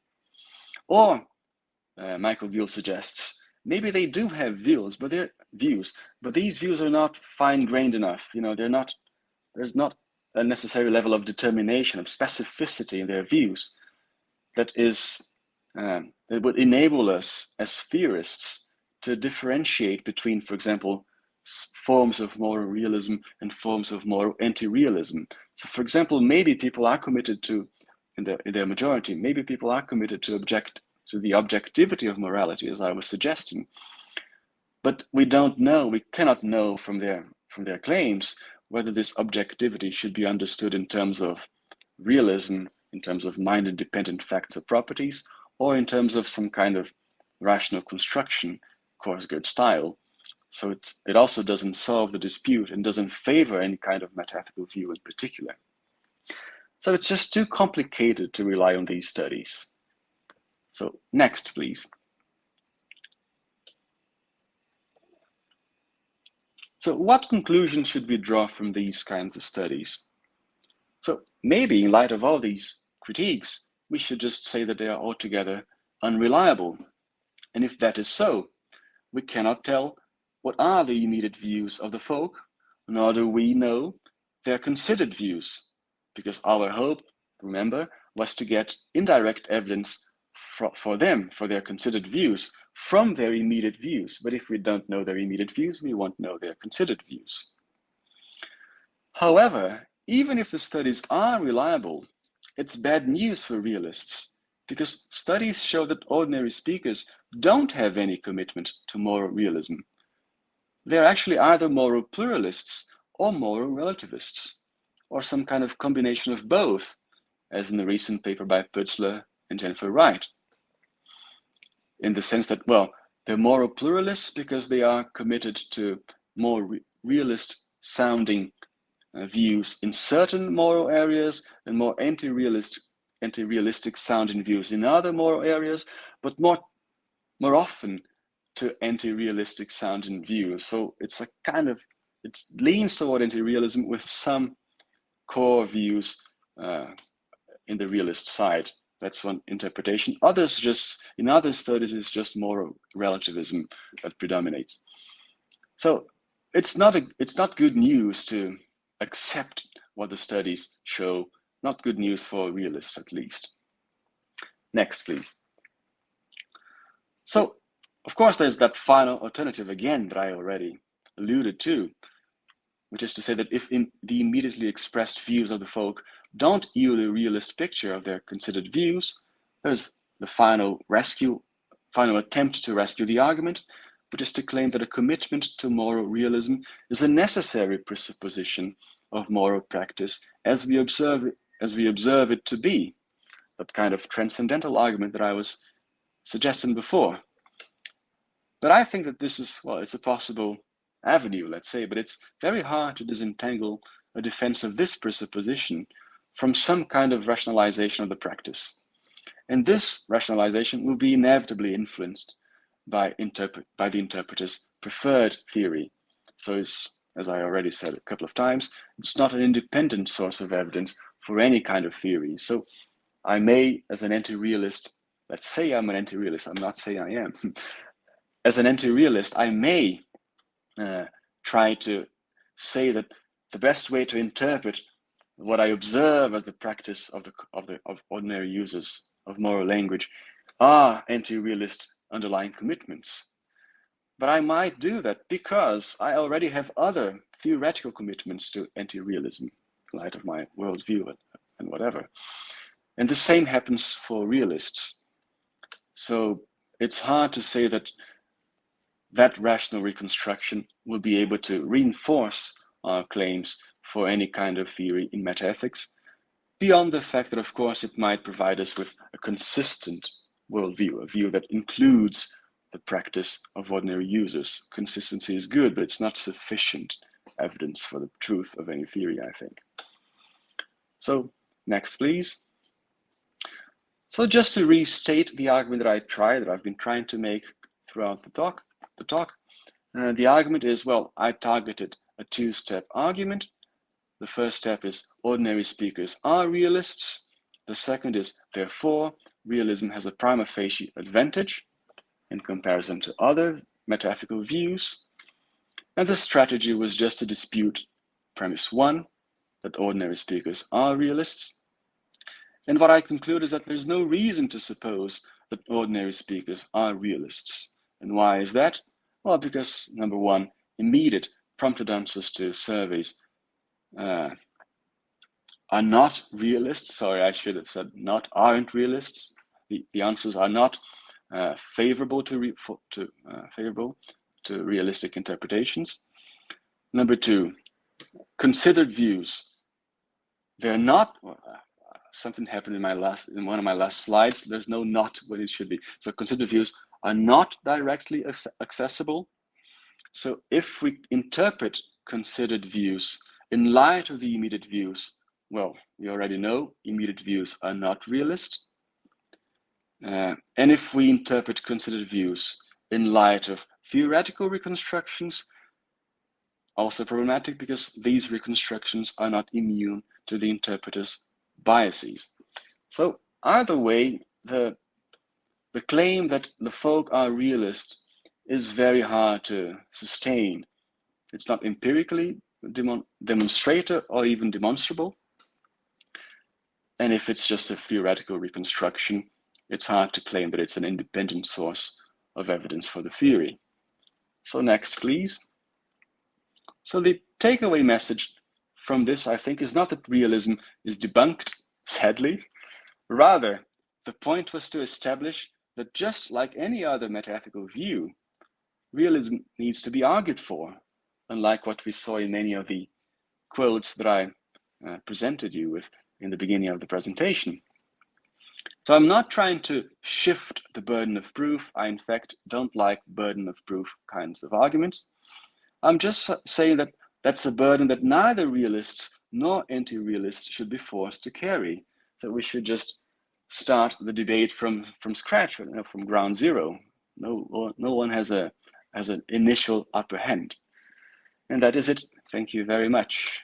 You can stop sharing the screen now. Rhamon, please. Thank you very much, Vitor. Well, I think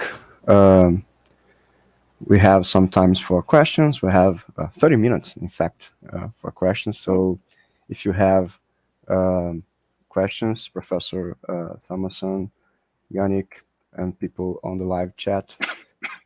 Yannic does have a question, Professor Thomason too, and I will ask something after them.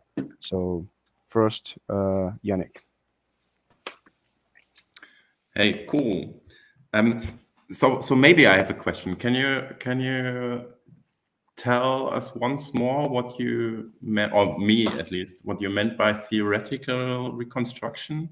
I have a feeling that I might have missed something there, and that might take care of my question. I'm not completely sure.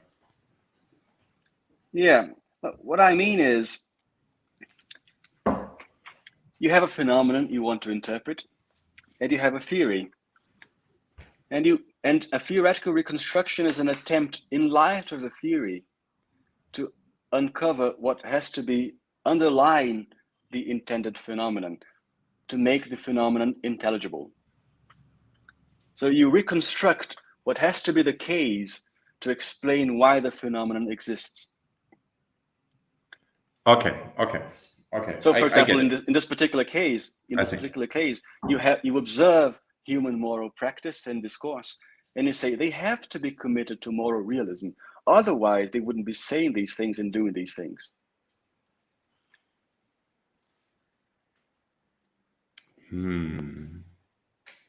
Okay. Then I think I do have a question, because the way you talked about commitment to realism was sort of pretty explicit commitment, like the meta-ethical views of the folk, whether they are sort of committed to these meta-ethical. Yeah. So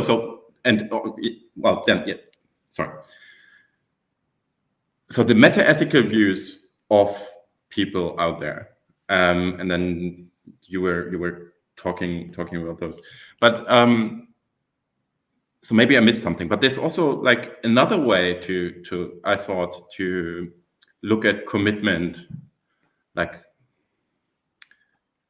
for example, ontological commitment of certain discourses, namely by looking at what the sort of meta views of the people are, but what their normal utterances in the discourse seem to commit them to. Like, here's an analogy, or like a similar question in a different area. Talk about numbers. Like, if people talk about numbers, they seem to be committed to the existence of numbers, one might think. They talk as if there are numbers. Whether they have like meta views about this, whether numbers exist or so, like that's a different question. And I thought maybe something like there's one way to read this idea that realism is sort of the default, or what folk people are committed to, like in that way, not concerning their explicit their views, whether they can make them explicit or not, but the way the language looks like, something like this. Yeah, thanks. And yeah, probably get it. Yeah. No, if I didn't get it very well, you correct me afterwards. So two things about this. First, starting from one of the last things you said about numbers. So it wouldn't suffice. So the analogy is, well, people use numbers in their ordinary speech, so maybe they're committed to numbers. However, they would metaphysically conceive of numbers at a later stage, let's say. And then the analogy would be, well, maybe ordinary users are committed to either the truth of morality, moral facts, or something, however they would conceive of these facts or something. The thing is, it doesn't suffice for the metaethical dispute to claim that, let's say, people are committed to the truth of certain moral claims, or, even the existence of moral facts, if we are able to discern that from what they say, because that's still neutral in relation to different interpretations, either realistic or anti-realistic interpretations. So we want to know what are their views, either explicitly endorsed or implicitly endorsed, about the underlying metaphysics in terms of what are the facts that make it true that such moral claims are true. Even if we, of course, it's useful to know if people are committed to the fact that certain moral claims are true, because this will say that the ordinary moral users are cognitivists, and that's interesting. That would be a challenge for non-cognitivism. But that solves maybe the dispute in the semantics of morality, but doesn't solve the dispute in the metaphysics of morality. Because what's the nature of these facts that they are allegedly committed to? They could be just the result of the convergence of human society, some kind of convention. They could be just because that's what we value. They could be many different things that are not generally or standardly interpreted in realistic terms. That's what makes things more difficult, I think. And another thing is some of the things you said about the ontological commitment in terms of the normal utterances and their commitments. Some of these things are precisely the things that these empirical studies in experimental philosophy try to test. So, for example, some of the studies focusing on moral disagreement, they don't ask directly participants to say, are you a realist? Do you believe that moral facts exist in the Platonic heaven, in nature? Or something? It's not like that. They're trying to indirectly reach these kinds of views. For example, maybe I should have explored the specific scenario. So one kind of scenario is you get two people, let's say you get participants to analyze a disagreement between two individuals, and you vary the cultural difference between these two individuals. So maybe they are classmates at the university, and then A says torturing for fun is wrong. Torturing for fun is wrong. These two people say these two things, and they're classmates in the same culture, same class. Participants generally say that, well, at least one of them has to be wrong. Participants don't accept. I'm reporting the results from Folk Moral Relativism, a paper by Sarkisian and others from 2009. The participants will say, one of them has to be wrong. But then you say, now one of these people is from this college, from this class, and the other one is from an Amazonian tribe. Then now participants will say, are much more willing to say that maybe both are right. And in the third scenario is the very same student, and B is an extraterrestrial individual, a pentar, is a people whose sole purpose in life is to multiply the number of pentagons in the world. that's yeah. So in that case, participants will say, then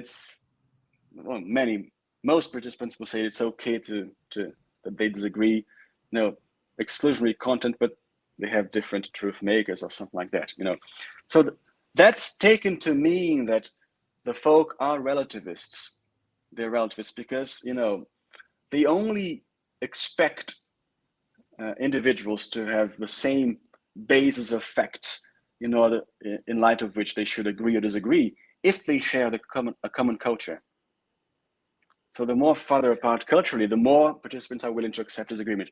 So this is, so they're just judging ordinary moral evaluations of these scenarios by participants. It's not like a theoretical. Yes, that really clears it up. I during your talk at some points I sort of had the impression that you were conceiving of it in this different way, like investigating the actual meta-ethical like formulated views, rather than the way that they are the patterns in how they judge.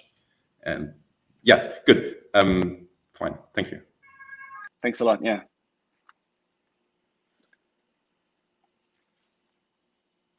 Yes, please, Amy. I think you're muted. Yes. Yeah, thank you for the great paper. Thank you. I think what I was planning to say, I think you just touched on in some of your responses to Yannic. And this is probably just something intended as just more fuel for your fire, in a way.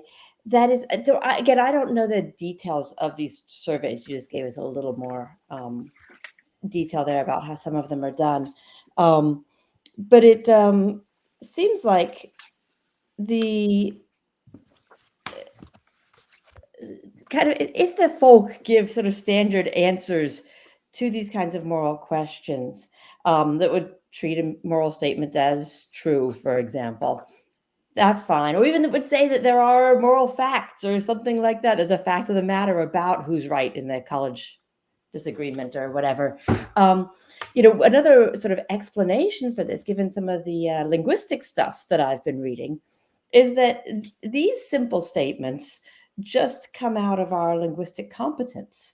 That we are, if you've got a statement that P that you accept, you're entitled to add, it's true that P. If you've got, it's true that P, you're entitled to say, it's a fact that P. If you've got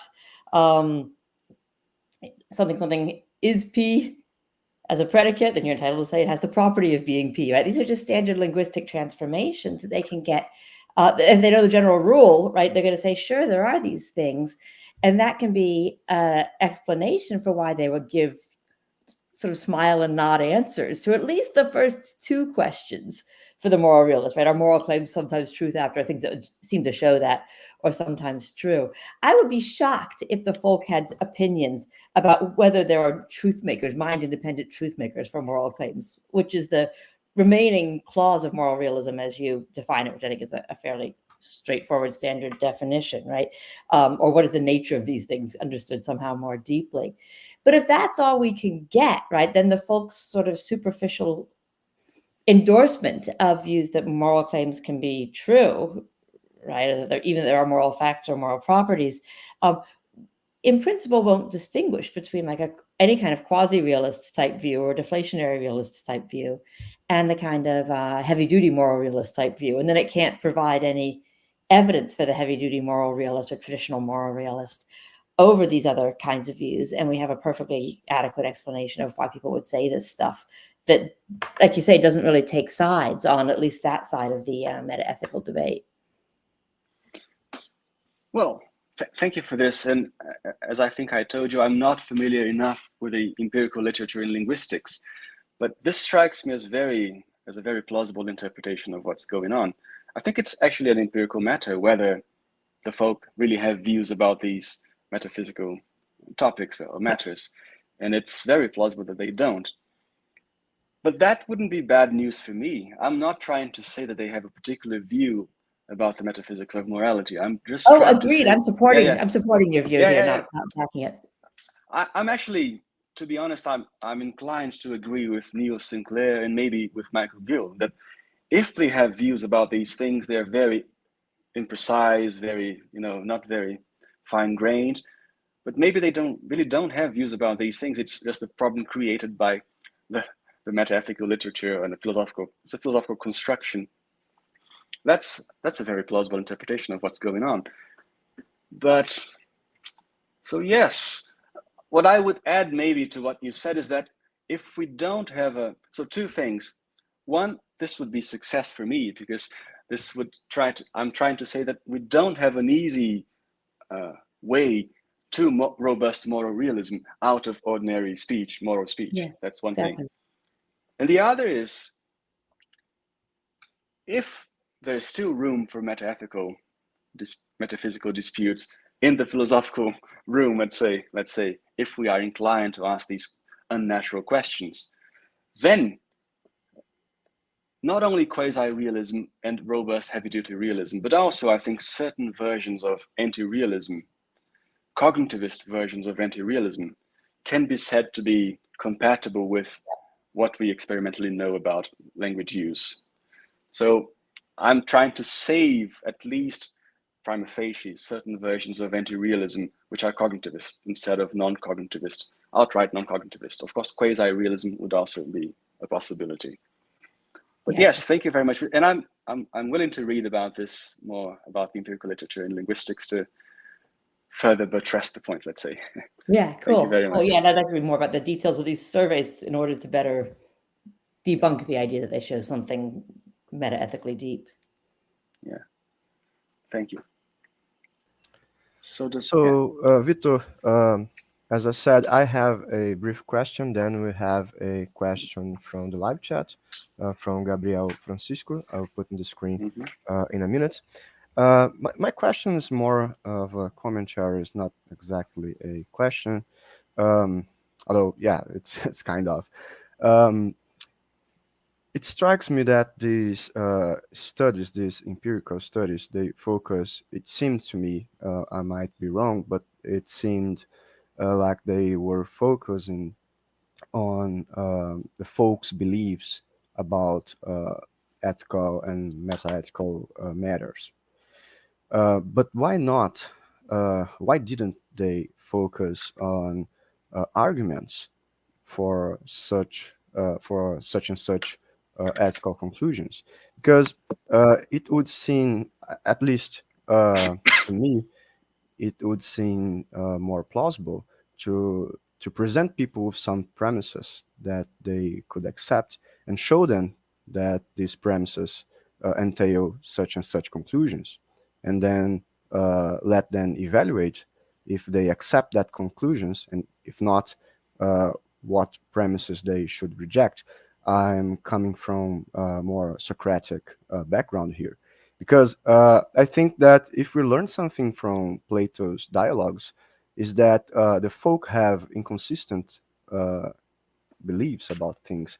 Their opinions change in relation to themselves and to other opinions all the time. They change in relation to contexts. So maybe the folk doesn't have a theory or a background theory in mind, just because they don't have any theory at all, because their beliefs are inconsistent. We don't think about that too much to have a systematic approach to any of these meta-ethical positions. I do believe that people just have inconsistent beliefs that they don't care so much about. So what do you think about that? Yeah, that's a good question. I think a number of things, but nothing very consistent, since I haven't thought about this very much. So the one thing to say is, maybe at the back of the heads of the people conducting these surveys, there's the idea that there are certain people who are these specialists on reasoning. They are the philosophers. We just want the input from what are the facts about how people use moral language.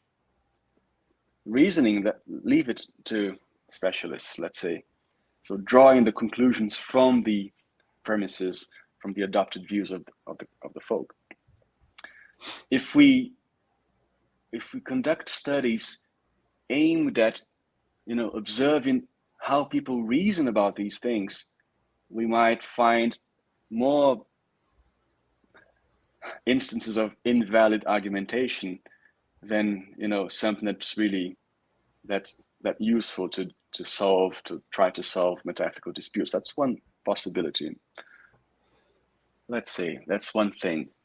The other is I don't know. I haven't seen anyone focusing on this in particular, on this literature. And also, well, more generally, this is just taken to be a presupposition, or let's say a first step in an argument for moral realism. So they're just saying, this is what we believe in.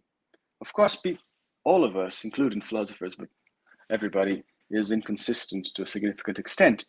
And of course, we might have to drop our realist inclinations, realists are saying in the metaethics books. But unless we have any reason to do that, we won't do it.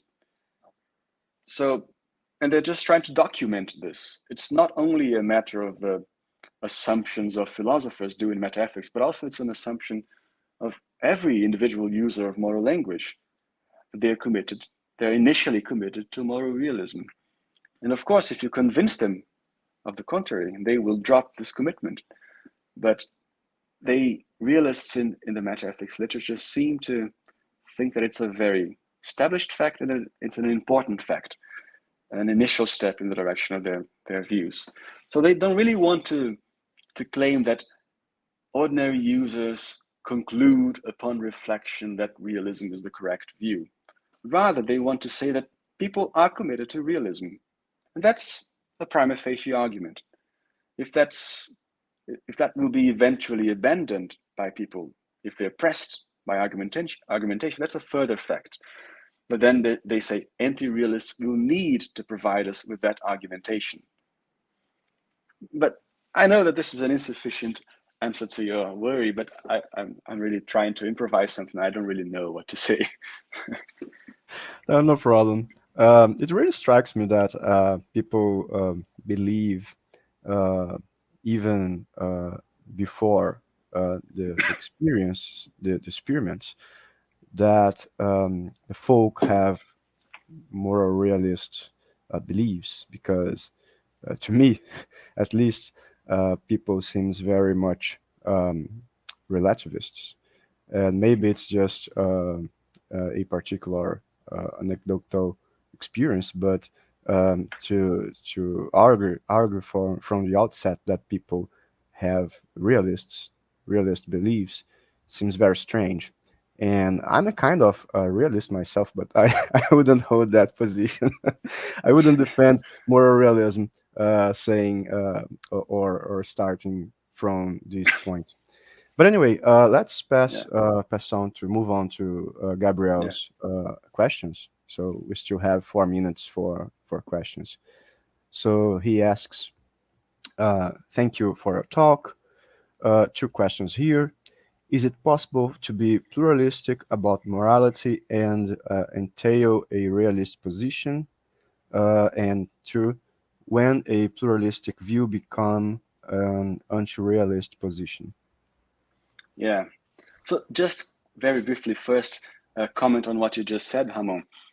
I think this might be this is very anecdotal. Again, I don't have any evidence to substantiate the claim, but I think this really is a matter of cultural differences. We in, let's say, Latin America, I think our society is more relativistic than the English-speaking world where this literature is produced. So I wouldn't see that often these kinds of claims being naturally made by theorists writing in Brazil or other, either Southern European or Latin American countries. The rest of the world I don't know much about, let's say, in contrast to Northern Europe and the English-speaking world. So now, Gabriel, thank you for your questions. So pluralism means different things, right? Of course, you can be a realist and defend some kind of pluralism. So for example, the principle of tolerance, you permit different conceptions of the good life, let's say, to be implemented, and you are a realist because you believe that's the right way to, organize society. But that's not what's meant by pluralism in this particular empirical literature. What they mean by pluralism is the view that participants vary in their commitments depending on the particular moral topic they are considering. So they sometimes express realist commitments when they're talking about certain moral matters, and sometimes anti-realist commitments when talking about other moral matters. That's the kind of pluralism that is at stake here. And that's not good news for realism, because realism generally wants to associate to the definition of morality the idea of universality, of realist, of a realist interpretation of the facts, of the facts that are under dispute. So if you already accept that certain moral matters are relativistic, let's say, and others aren't, that's already not very good for realism. What would be a good piece of evidence coming from experiments for realism would be that whenever it comes to morality, we have a commitment to universality, to the force of the argument instead of force of authority, certain views about what makes the claims true, independently of any kind of localized commitments, cultural commitments, and all of that. Whereas people might accept certain things work like that, but many others that they generally assume to be moral matters are not like that. So that's what I meant. Of course, if I put it like that, of course, pluralism is also not an anti-realistic position. It's just a pluralism. It's just pluralism. What these particular authors, Jennifer Wright and Thomas Bitzler in a 2020 last paper report and studies, try to claim is that, well, it's true that pluralism is the predominant view, but within that plurality, much more anti-realism is endorsed by the folk than realism. Roughly that's what they claim.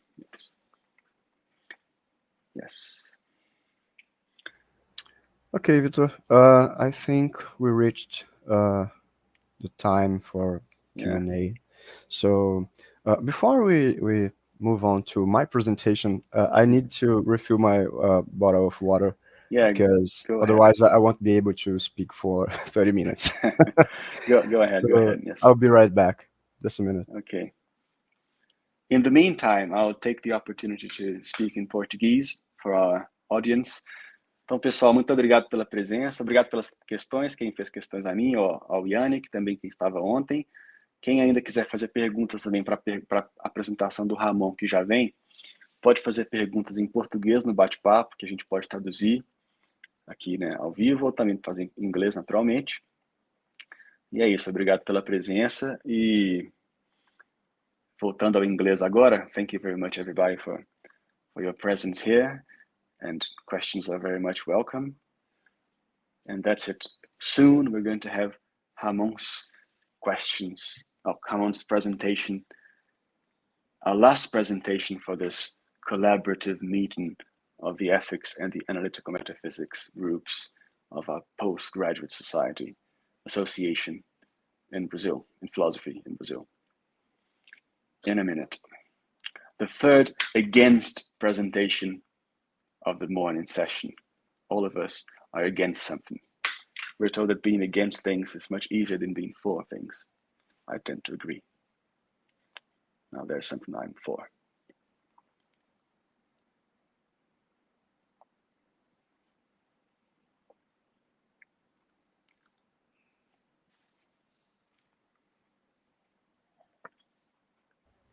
Okay, I'm back. So, Rhamon will give us our last presentation of the workshop. Rhamon de Oliveira Nunes is professor at UFRJ, the Federal University of Rio de Janeiro. And he's going to talk about against what exactly, Rhamon? I forget, against something about mereology. Okay. Yeah. Mereological, the principle of mereological extensionality. Please, the floor is yours. Thank you, Vitor. Can you hear me well? Yes, very well. Okay. I'll give you the just last... remove me, please. Okay. I'm not. Yeah. You are using your cell phone. So I'll give the last against talk of the day. So today we are against everything here, and I'll talk a little bit about mereology and the metaphysics of concrete objects. So it will be a little different from the previous talks where our colleagues, they spoke about morality. I'll be speaking about much more mundane affairs like tables and chairs, the kind of thing that metaphysicians like to speak about. So in fact, this is my first presentation in English ever. So I'll be reading from a text besides of sharing these slides with you. So if I'm reading too fast, please let me know. I'll try to read it in a rhythm that you can follow along. So let's start this. Well, the notion of structure or arrangement is one of the most overlooked concepts in recent mereological discussions, and part of this neglect stems from the fact that mereological problems have been viewed in light of classical extensional mereology, the main formal theory of the part-whole relation. In fact, classical mereology was considered by David Lewis as the only correct theory of composition. As a formal system, classical mereology is primarily concerned with determining the logical properties of the parthood relation and the consequences that follow from it. In this sense, classical mereology is a system that primarily explains what it means for one entity to be part of another. So, for example, if I know that my arm is a part of my body, then I also know that 1. My arm is distinct from my body by antisymmetry. 2. That my arm is not a part of itself by irreflexivity. 3. That my arm is a part of anything my body is a part of by transitivity. And finally, 4. That apart from my arm, my body has at least another proper part by the principle of weak supplementation. However, note that classical mereology does not assert whether my arm is indeed a part of my body. It also does not inform us about the reason why my arm is a part of my body. All it tells us is the conditional if X is a part of Y, then such and such things follow.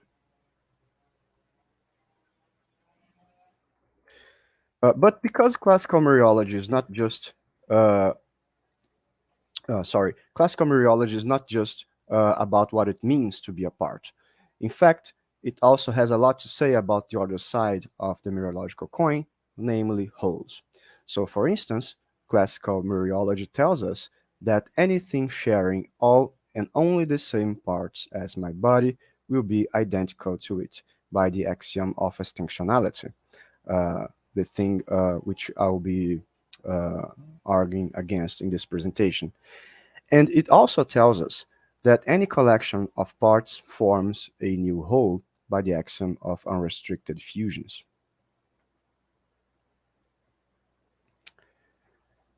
Again, classical mereology doesn't tell us anything about these wholes beyond their formal properties. We don't know, for example, whether the fusion of certain objects will be an organism, an artifact, a system, or a mere aggregate. But considering that classical mereology was conceived as an alternative to set theory, both of the above axioms seems well motivated. The first determines the identity criterion for wholes, while the second ensures that there are as many fusions as needed, in the same way that we can obtain a set from any arbitrary collection of entities.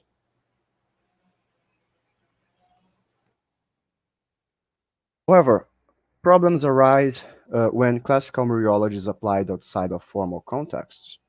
This is where these principles reveal the limitations of the theory.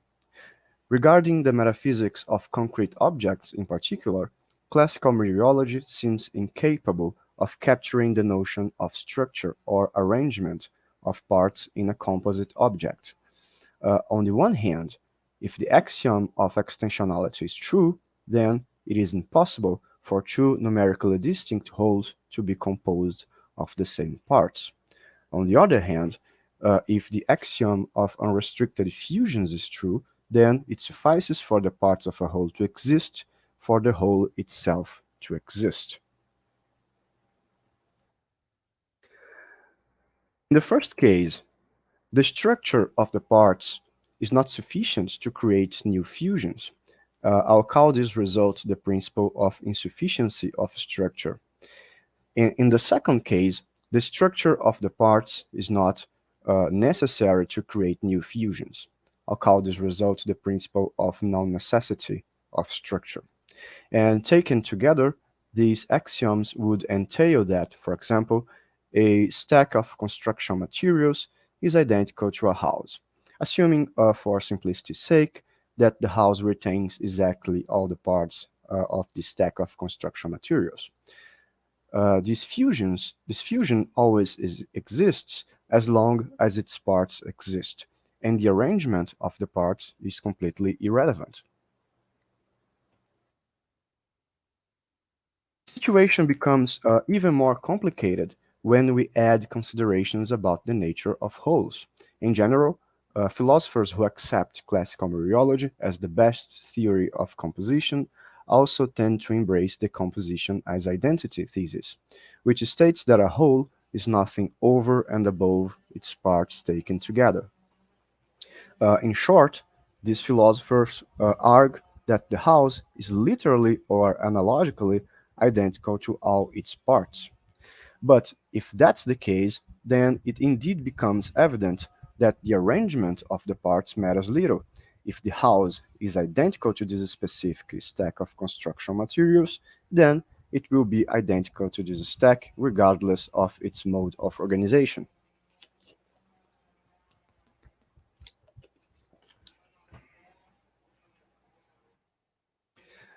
But why would someone assume the composition as identity thesis in the first place? Without delving into too many details, there are two main reasons.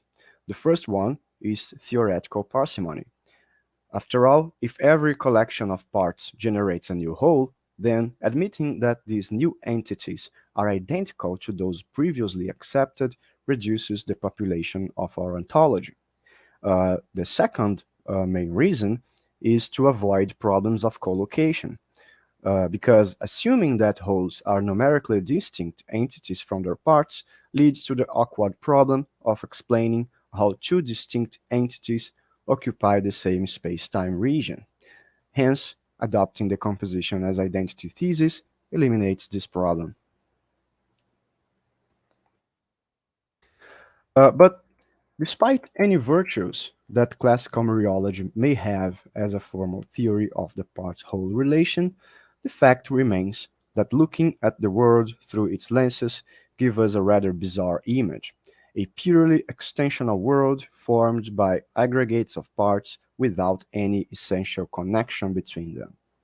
That being said, I intend to briefly argue against some of the mereological principles presented above to create some room for theorizing about the role of structure in composite objects.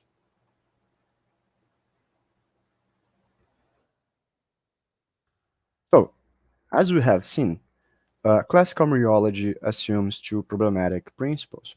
The insufficiency of structure for the existence of composites, that's the counterpart of the axiom of extensionality, and two, the non-necessity of structure for the existence of composites, that is the counterpart of the axiom of unrestricted fusions. And due to the short time available, I will focus only on the first point, especially because I have already argued against the second point in previous presentations in the last few years. So, to recap, what I'm calling the insufficiency of structure is the principle that's basically the axiom of extensionality entails, that no change in the arrangement or structures of the parts of a composite is sufficient for it to become a new entity.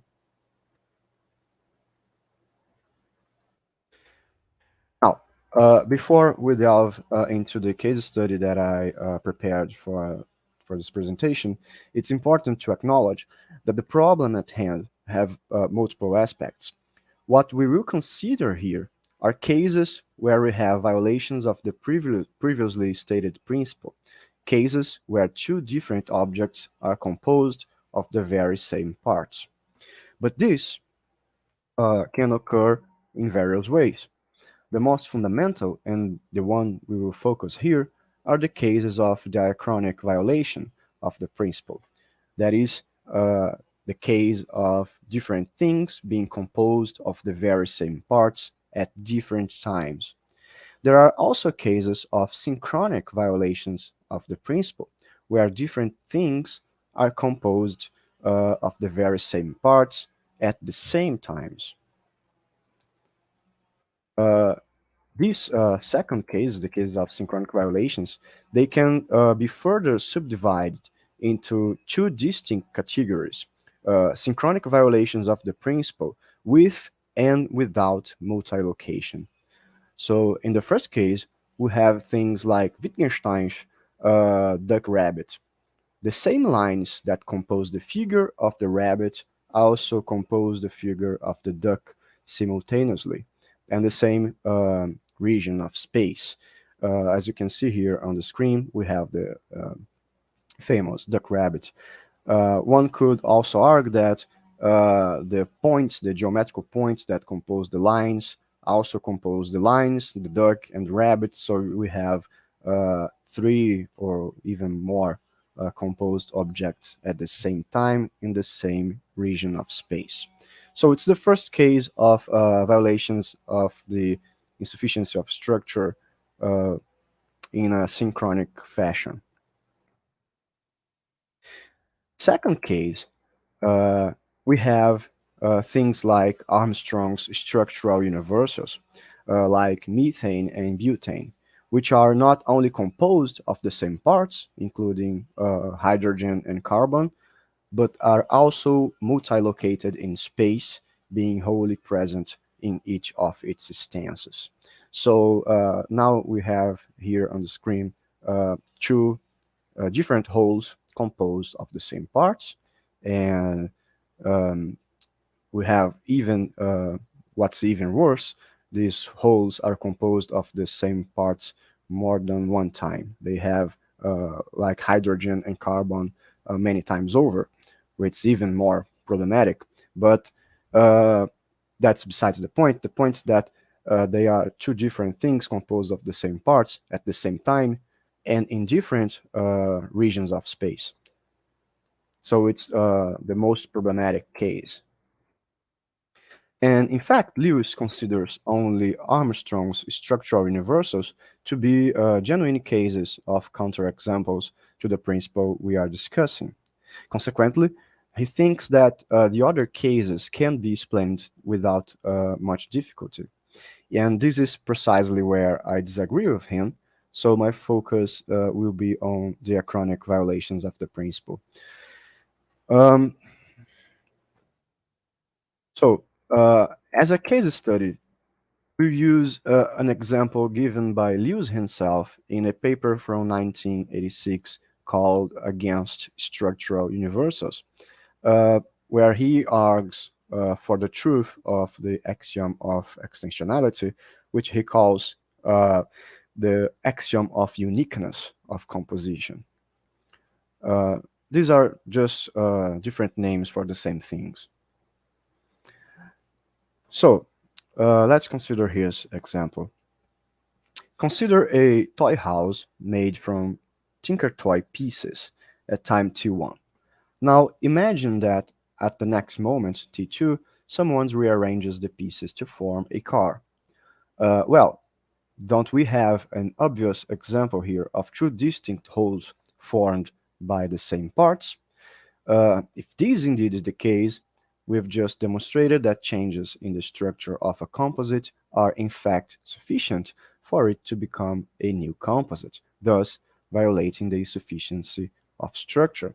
So for our Brazilian fellows who are watching this, Tinker Toys are something like Lego pieces. There are little toys that you can put together to make up other things. So it seems like using these Tinker Toy pieces to create different things at different times is a violation of the principle. But Lewis have a response, and his response is the following. To address the scenario above, he invokes the leading theories of persistence of his time. That is perdurantism, or 4-dimensionalism, and endurantism, or 3-dimensionalism. So a brief characterization of both positions. 4-dimensionalism states that objects persist through time by having numerically distinct temporal parts at different instants in time, while 3-dimensionalism states that objects persist through time by being wholly present in distinct instants of time. So from a 4-dimensionalist perspective, I'm here, the person you're seeing right now, or not seeing, I don't know if I'm showing the screen right now, but if you can see me, this person is just a temporal part of a much, much bigger object, that is the four-dimensional worm that stands through time. While in three-dimensionalism, myself, this person is moving across time, being wholly present in different instants of time. So let's see how these theories can give a solution to the case just stated. So here's the perdurantist or four-dimensionalist explanation of the problem of the Tinker toy pieces. Lewis says that the house and the car are formed by distinct temporal parts of the Tinker toy pieces. Therefore, they are distinct wholes formed by distinct parts. In this case, there's no violation of the axiom of extensionality, and a fortiori, we do not have a genuine counterexample of the insufficiency of structure. Now, on the other hand, the endurantist or three-dimensionalist explanation is as follows. The fusion of the Tinker toy pieces has the property of being arranged house-wise at T1 and the property of being arranged car-wise at T2. Therefore, it's the same whole with the same parts, but with distinct properties at distinct moments. Again, we have neither a violation of the relevant axiom nor a counterexample to the insufficiency of structure.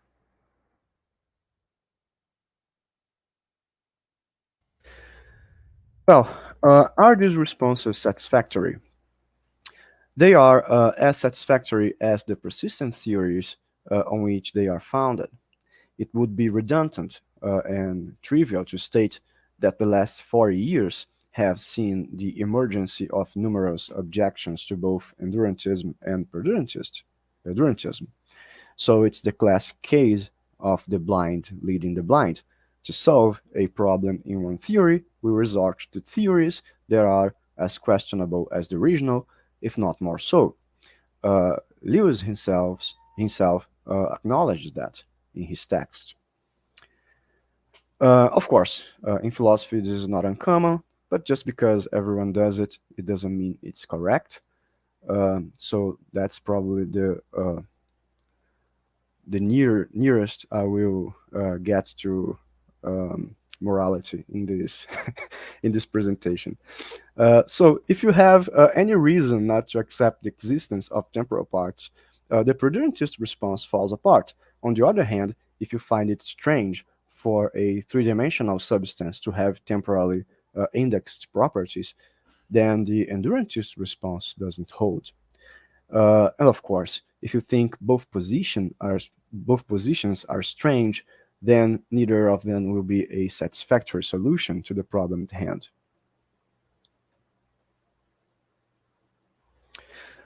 But let's see how we could directly respond to Lewis.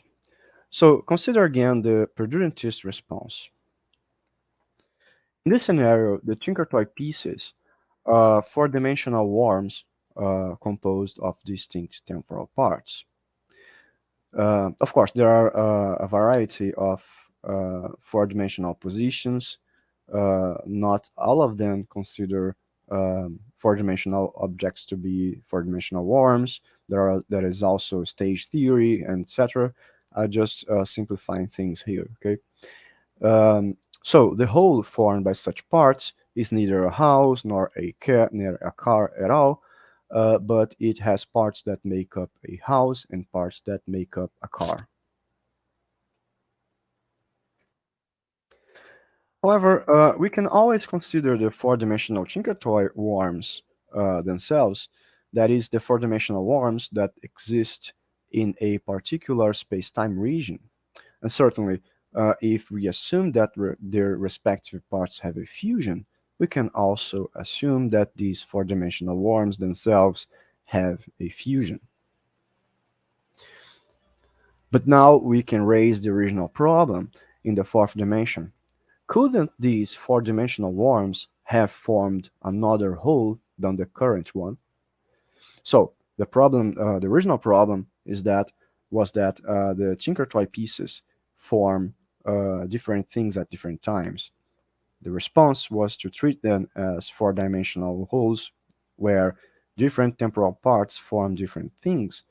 Now I'm asking about the four-dimensional worms themselves. Couldn't them have formed another whole than the current one, another four-dimensional whole? And the Mereological answer is no, because of the axiom of extensionality. If they formed another whole, they would still have the same parts, so it would be the same whole. But it seems obvious that this answer is incorrect. Of course, things are a bit more complicated to imagine here because we can't conceive of four-dimensional objects in the same way we conceive three-dimensional ones, but we can still make an effort. So, for example, consider again that at some moments the temporal parts of these four-dimensional Tinker Toy worms form a house, and at other moments they form a car. Couldn't we also imagine a world in which the temporal parts that form the car occur before the temporal parts that form the house? In short, a world in which the temporal worms are composed backwards. Well, if this is possible, then we have a new four-dimensional arrangement from the same temporal parts. But surely these arrangements are distinct. They have distinct properties at distinct moments in time. After all, if we are talking about a four-dimensional object, we should consider its temporal coordinates as relevant to determine its properties. So to make things a little more clear, an object that starts blue and ends green is distinct from an object that starts green and ends blue, or to illustrate even further, playing Beethoven's Ninth Symphony backwards would certainly give us an entirely different piece of music. Now, we could think of an objection right away. So, one possible objection might be to argue that such a reversal of order wouldn't be possible, because temporal parts are tied to the moments in which they exist. A temporal part that exists at t2 couldn't have existed at t1 or t3 or tn, and still be the same temporal part. The idea here is that the identity of a temporal part is essentially determined by the moment in which it occurs. Note, however, that this is akin to saying that a four-dimensional object couldn't have come into existence before or after the moment in which it actually did. However, it is undoubtedly a contingent fact that this particular object, say this Tinker Toy house or this Tinker Toy car, and a fortiori its temporal parts, exists. So it seems plausible to admit that the moment when it comes into existence or non-existence is also a contingent fact. Therefore, unless the four-dimensionalist wants to commit to a radical necessitarianism in which every object came into existence necessarily at the certain moment in the history of the universe, they would find it difficult to make such an objection. Well, of course, such a response to Lewis' solution wouldn't move him at all, and the reason lies on his counterpart theory of modality. Because even if it was indeed possible for a four-dimensional fusion to have its parts rearranged, it would still be just a counterpart of the original one in Lewis' modal realism. Therefore, it would would still be a different wholes with different parts. So we will have no violation of the principle we are discussing.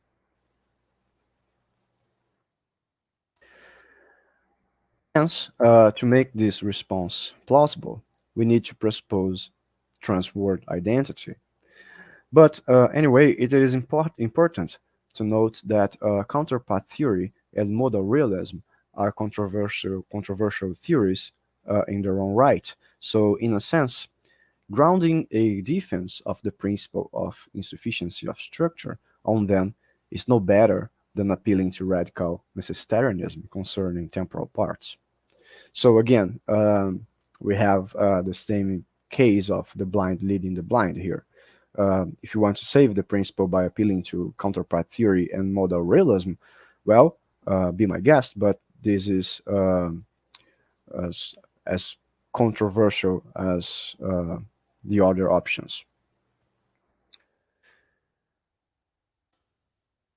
Now, is the endurantist response more satisfactory then? Well, indeed, applying the same reasoning to the endurantist case does not yield the same result.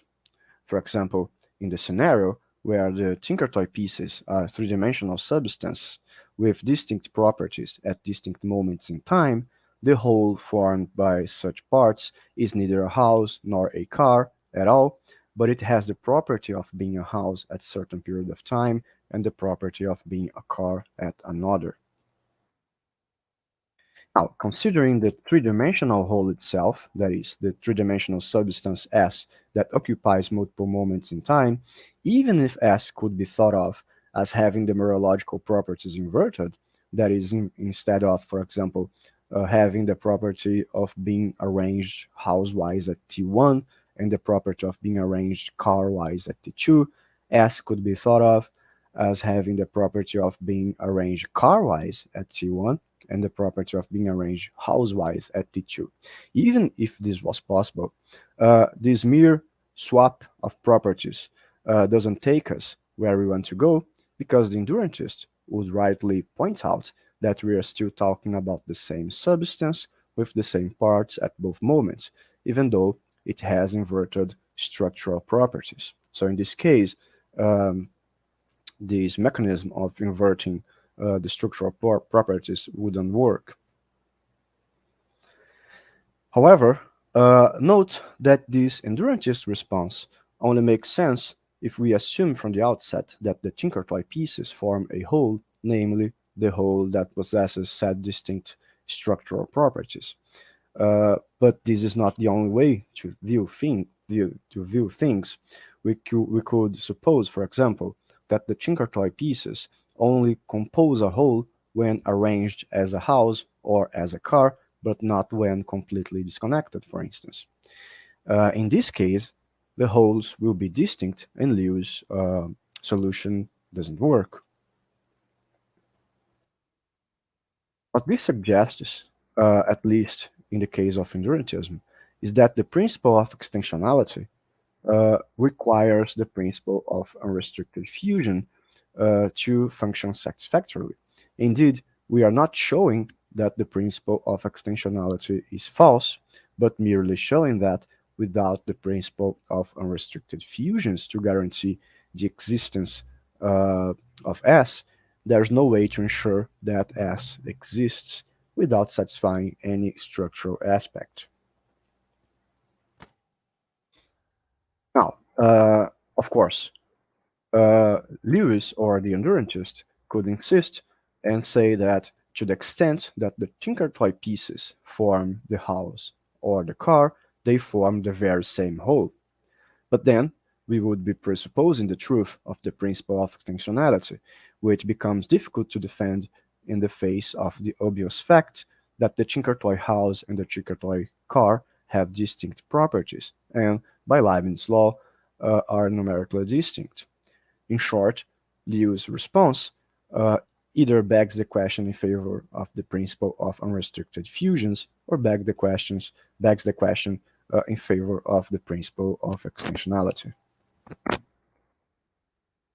Thus, while it is possible to justify the truth of the principle of extensionality,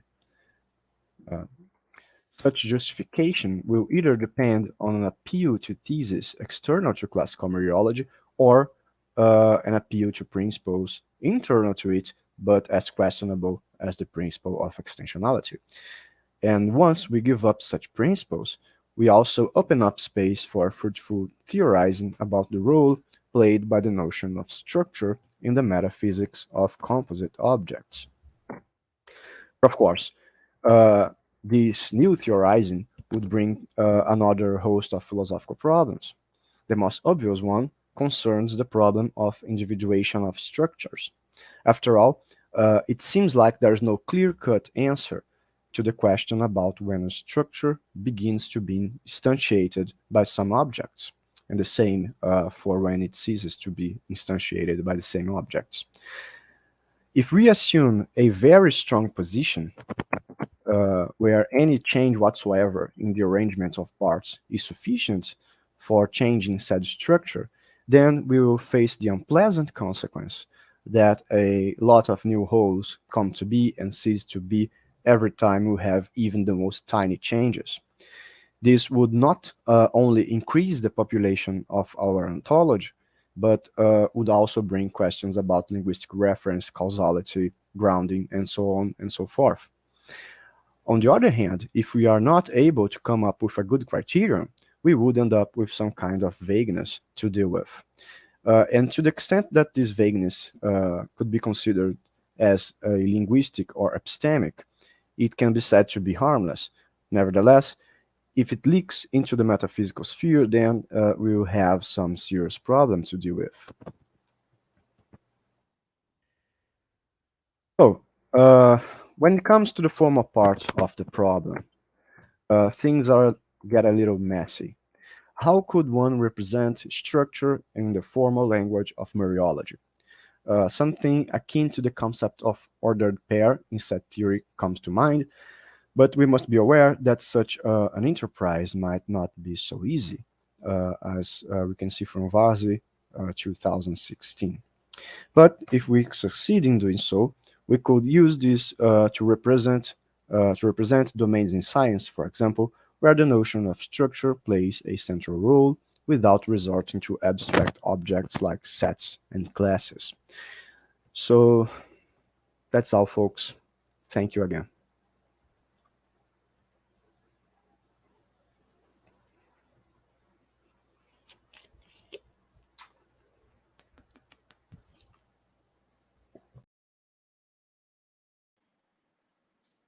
Perfect, Rhamon. Can you hear me? Can you see and hear me?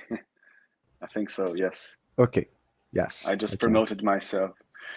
So thanks a lot. That was a great presentation. Arid topic for me, not so easy to ask questions about it.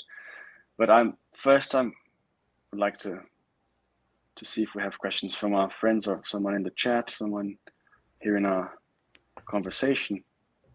I've got one, says Yannic. So please, Yannic, can you join us? Rhamon, can you please promote Yannic to the conversation? Hey, cool. Thanks for the talk. I might have like several questions. I tried to ask something at the beginning, maybe one or two things. So can you go back to where you were talking about composition as identity? I think I just have a small remark there. Yeah, composition as identity is actually a very no. Can you maybe show us the slide so I can? Oh, okay, right. Just see it and Let maybe me put it here. I think somewhere. You were talking about composition as identity and this nothing over and above thesis. Yeah. Yes.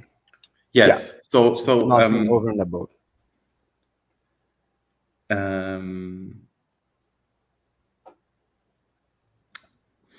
Okay, so my small remark is just that I think this composition as identity thesis, like what is normally understood as under that heading, is people who literally say that the parts are together identical to the whole.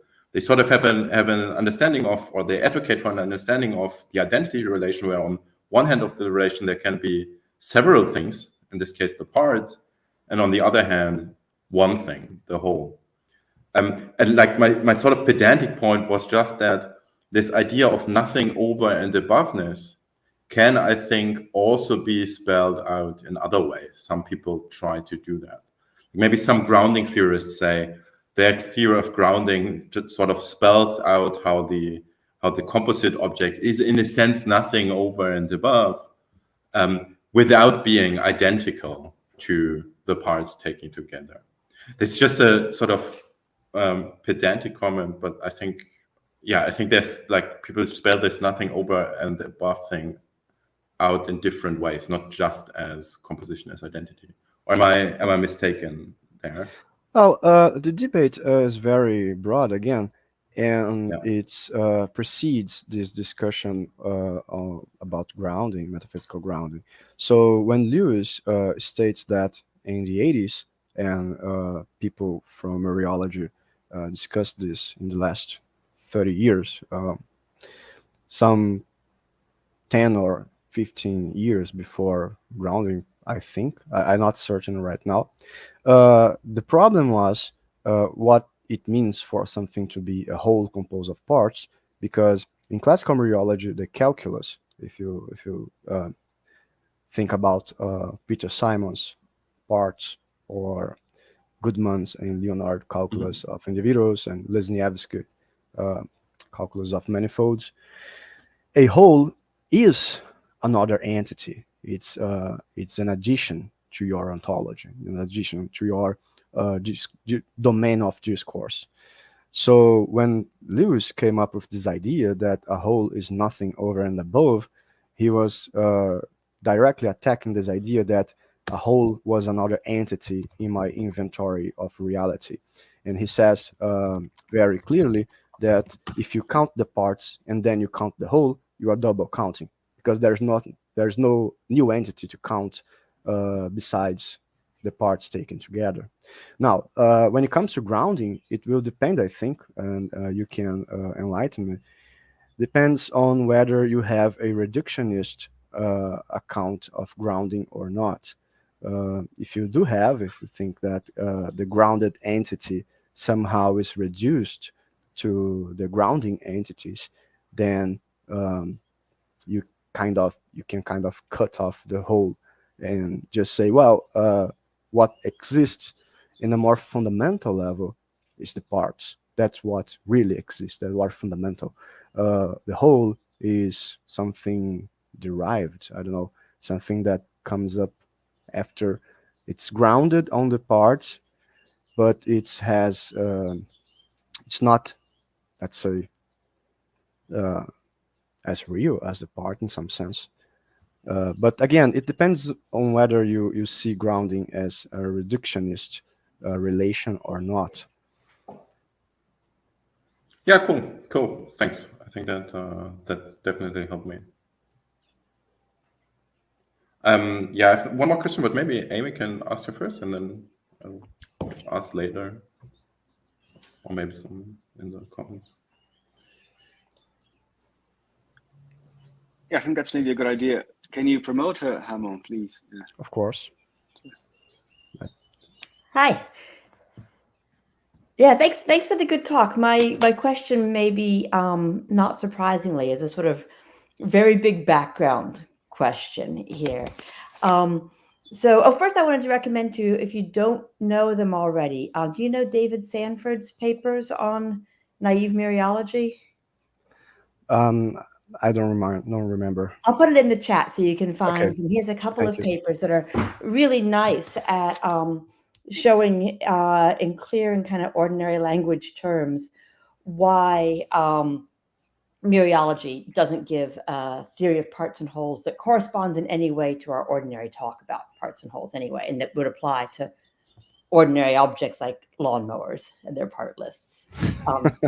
So I'll suggest those to you in the chat in a minute.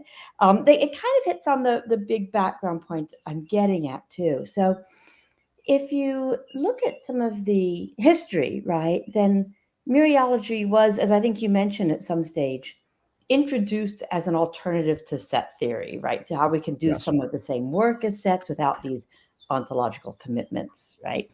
Now, I think we have reason to question the need for that in the beginning and to question some of these ontological qualms about sets. But even putting that aside, you might think that the system of mereology was not introduced in order to handle questions about our ordinary objects and when they're composed and when they are identical and so on. So the kind of big background question is, why should we think there is or should be some kind of general principle for what it takes for there to be an object composed in a situation, or for object A and object B to be identical, such that it would apply to all of our, ordinary concepts like cars and houses and things like that? You might think instead that our terms work in a whole bunch of different ways that bring different criteria depending on whether you're talking about heaps or chemical kinds, where structure in the sense you're talking about seems very important, or ordinary artifacts like houses or maybe works of art are different again, right? So why should we presuppose that there is such a principle and then go looking for whether simply sameness of parts or some sort of structural criterion is going to do that job for us? I think I would answer this in two parts, a very mereological answer.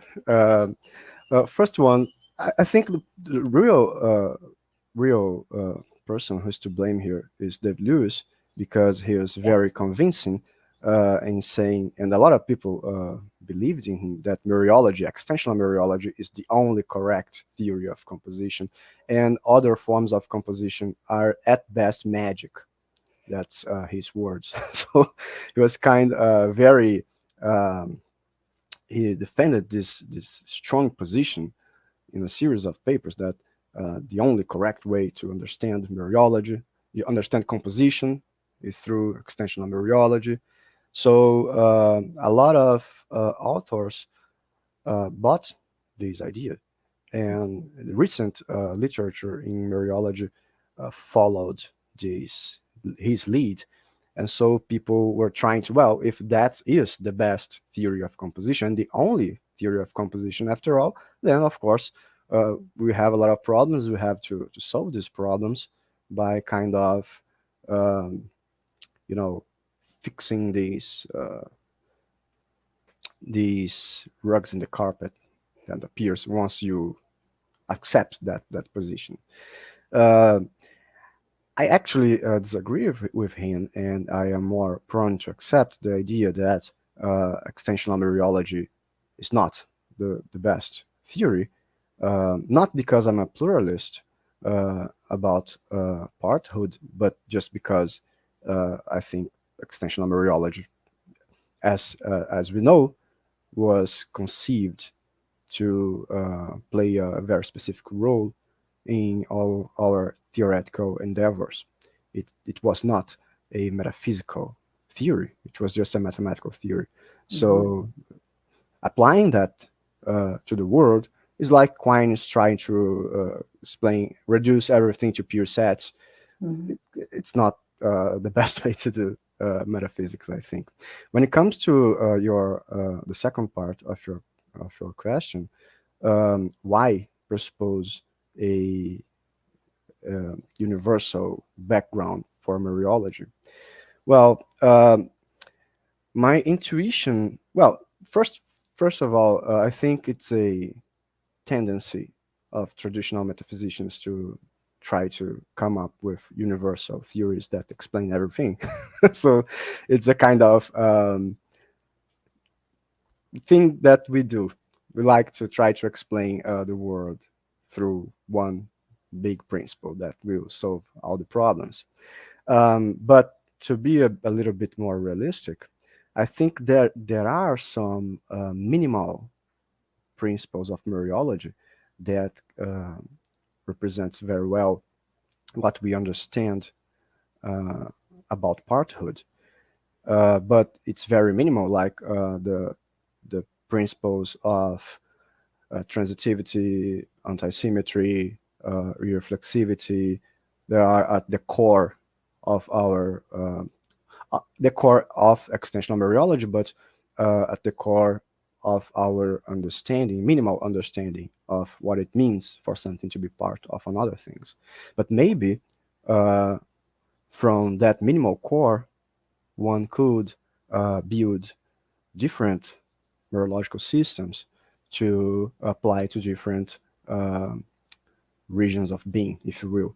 So if we are thinking about biological science, maybe we need this Mereological minimum core plus something else, because maybe, or maybe even this minimal core isn't appropriate because, I don't know, maybe transitivity doesn't hold when it comes to functional parts and things like that. But I still believe in a more monist approach where there are some basic core principles of Mereology. But, you know, maybe I'm just being the traditional metaphysician here, trying to explain everything by one minimal core. I don't know. Maybe yeah, I think bias. I agree with most of that. Certainly that blaming it on Lewis, I think that's absolutely right, and that most metaphysicians do this. I'm bringing a kind of a normative slant back in here in harmony with the meta-ethics angle of like, but should we, right? Should we go with this procedure, right, with either the Lewisian assumptions or the general metaphysician's drive to make it sort of single-minded? As far as the sort of core analysis of parts concerned, yeah, I mean, that's fine, right? Considered as a kind of like conceptual analysis of parthood, right? But that in itself doesn't necessarily have to have anything to do with metaphysics or with offering totally general criteria for composition or whatever. Yeah. And actually, Stanford would even question that, but I'll leave that to you to consider separately. Thank you. Thanks for the reply. Just as a very quick follow-up to what Amy Thompson was just saying, Rhamon, maybe it whether we need different criteria for different regions of reality to make them, make parts a whole, maybe it depends on what exactly you mean by structure or arrangement. There can be different kinds of arrangements and maybe in some kinds of arrangements, people play roles, practices and attitudes of people, for example, play roles, and others are just how nature itself arranges itself. So if in the case of works of art, maybe it's a matter of how we arrange lumps of clay, whereas in chemical bonds is how nature arranges itself. So if structure, flexible enough notion. Oh, sorry. Can you hear me now? Caiu rapidinho aqui. Yeah. Sorry. If structure is a notion that is flexible enough, maybe it can accommodate the idea that we need a plurality of criteria for the different kinds of part-whole relations over and above those very minimal criteria you already agreed on, let's say. Yeah. Trying to individuate or to come up with a notion of structure that is acceptable for everyone is very hard because, again, as you mentioned, this notion varies so much that one could always come up and say, well, a pile of rubble is instantiating some structure, the structure of being messy, I don't know. So it at the end, it will come back to that problem of the discussion between abundant properties and sparse conception of properties. Are there properties for every predicate? Like if I put my computer, I don't know, if I put my cat above my computer, are they instantiating something or not? Is it a structure or not? What is a structure? So the problem returns in the level of the structure. But well, it's fun. It's funny because this presentation is a sort of improvement of the talk I gave at Principia. I don't remember if you watched it. I think not. But at the end of that presentation, there was a paragraph where I said that maybe our conception of parthood is ambiguous, and our use, so there's a linguistic confusion in the way we use the word parthood. And so maybe we should take a pluralistic take on these matters. In this presentation, I decided to cut that part off. So it's ironic that you had to bring it up. But yeah, I'm kind of open to the possibility of pluralistic approaches to Mereology, but only after I kind of exhausted the attempt of giving a more monistic one, which probably will last for my entire life, because we all say that, but we'll keep on trying anyway. So it's not like, well, next year, if I haven't come up with a solution, I'll be a pluralistic. Probably when I'm 70, I will say the same things. So. All right. I think Yannic had a follow-up, another question actually. So maybe Yannic, please, would you want to? Yeah. Yeah, maybe there's just a small detail thing again. Could you show us from this, that was somewhere around the beginning, were talking about the problem of co-location. I think maybe that was immediately after you talked about composition as identity. Okay, yeah. Avoiding problems of co-location. Let me just read. I think I had a question there.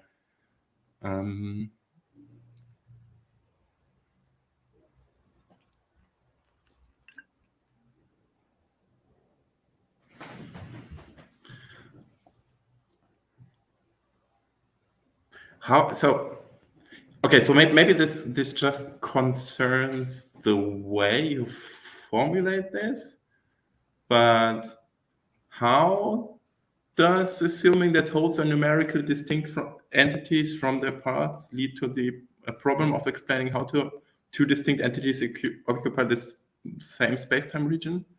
So I understand that there are cases that motivate that we have two entities occupying the same space-time region. I mean, clay and statue or something like this. But in this, like that part, I wasn't completely sure how the problem here was supposed to go. Well, it's supposed to be like this.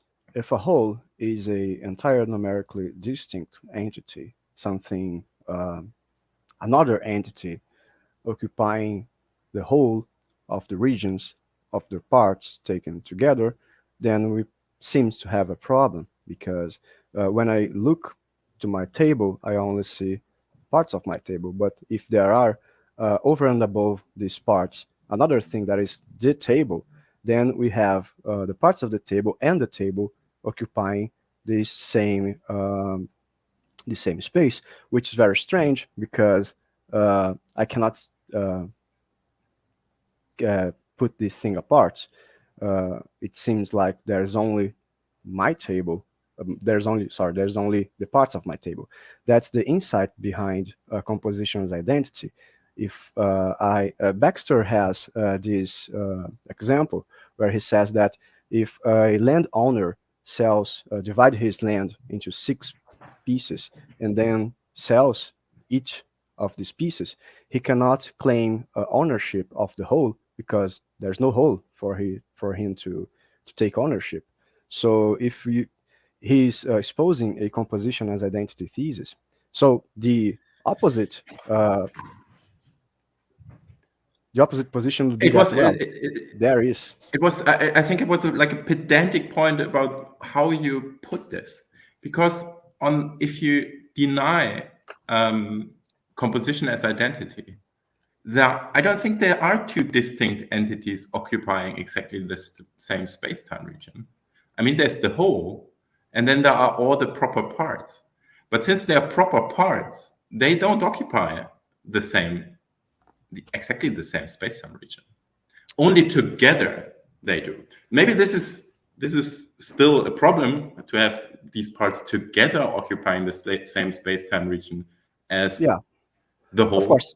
Maybe that is the problem. It was really about this formulation of saying that there are two distinct entities occupying the same. Yeah, the problem, of course, a whole is not identical to each of these parts taken individually. My table is not identical to the the piece of wood, that one specific piece of wood that composes the table, but it is identical, or it's supposed to be identical to all its parts taken together, and all its parts taken together occupy the same space region as the table. So that if the table were distinct from these parts, it would occupy the parts of the collective of its parts. So that would be a problem.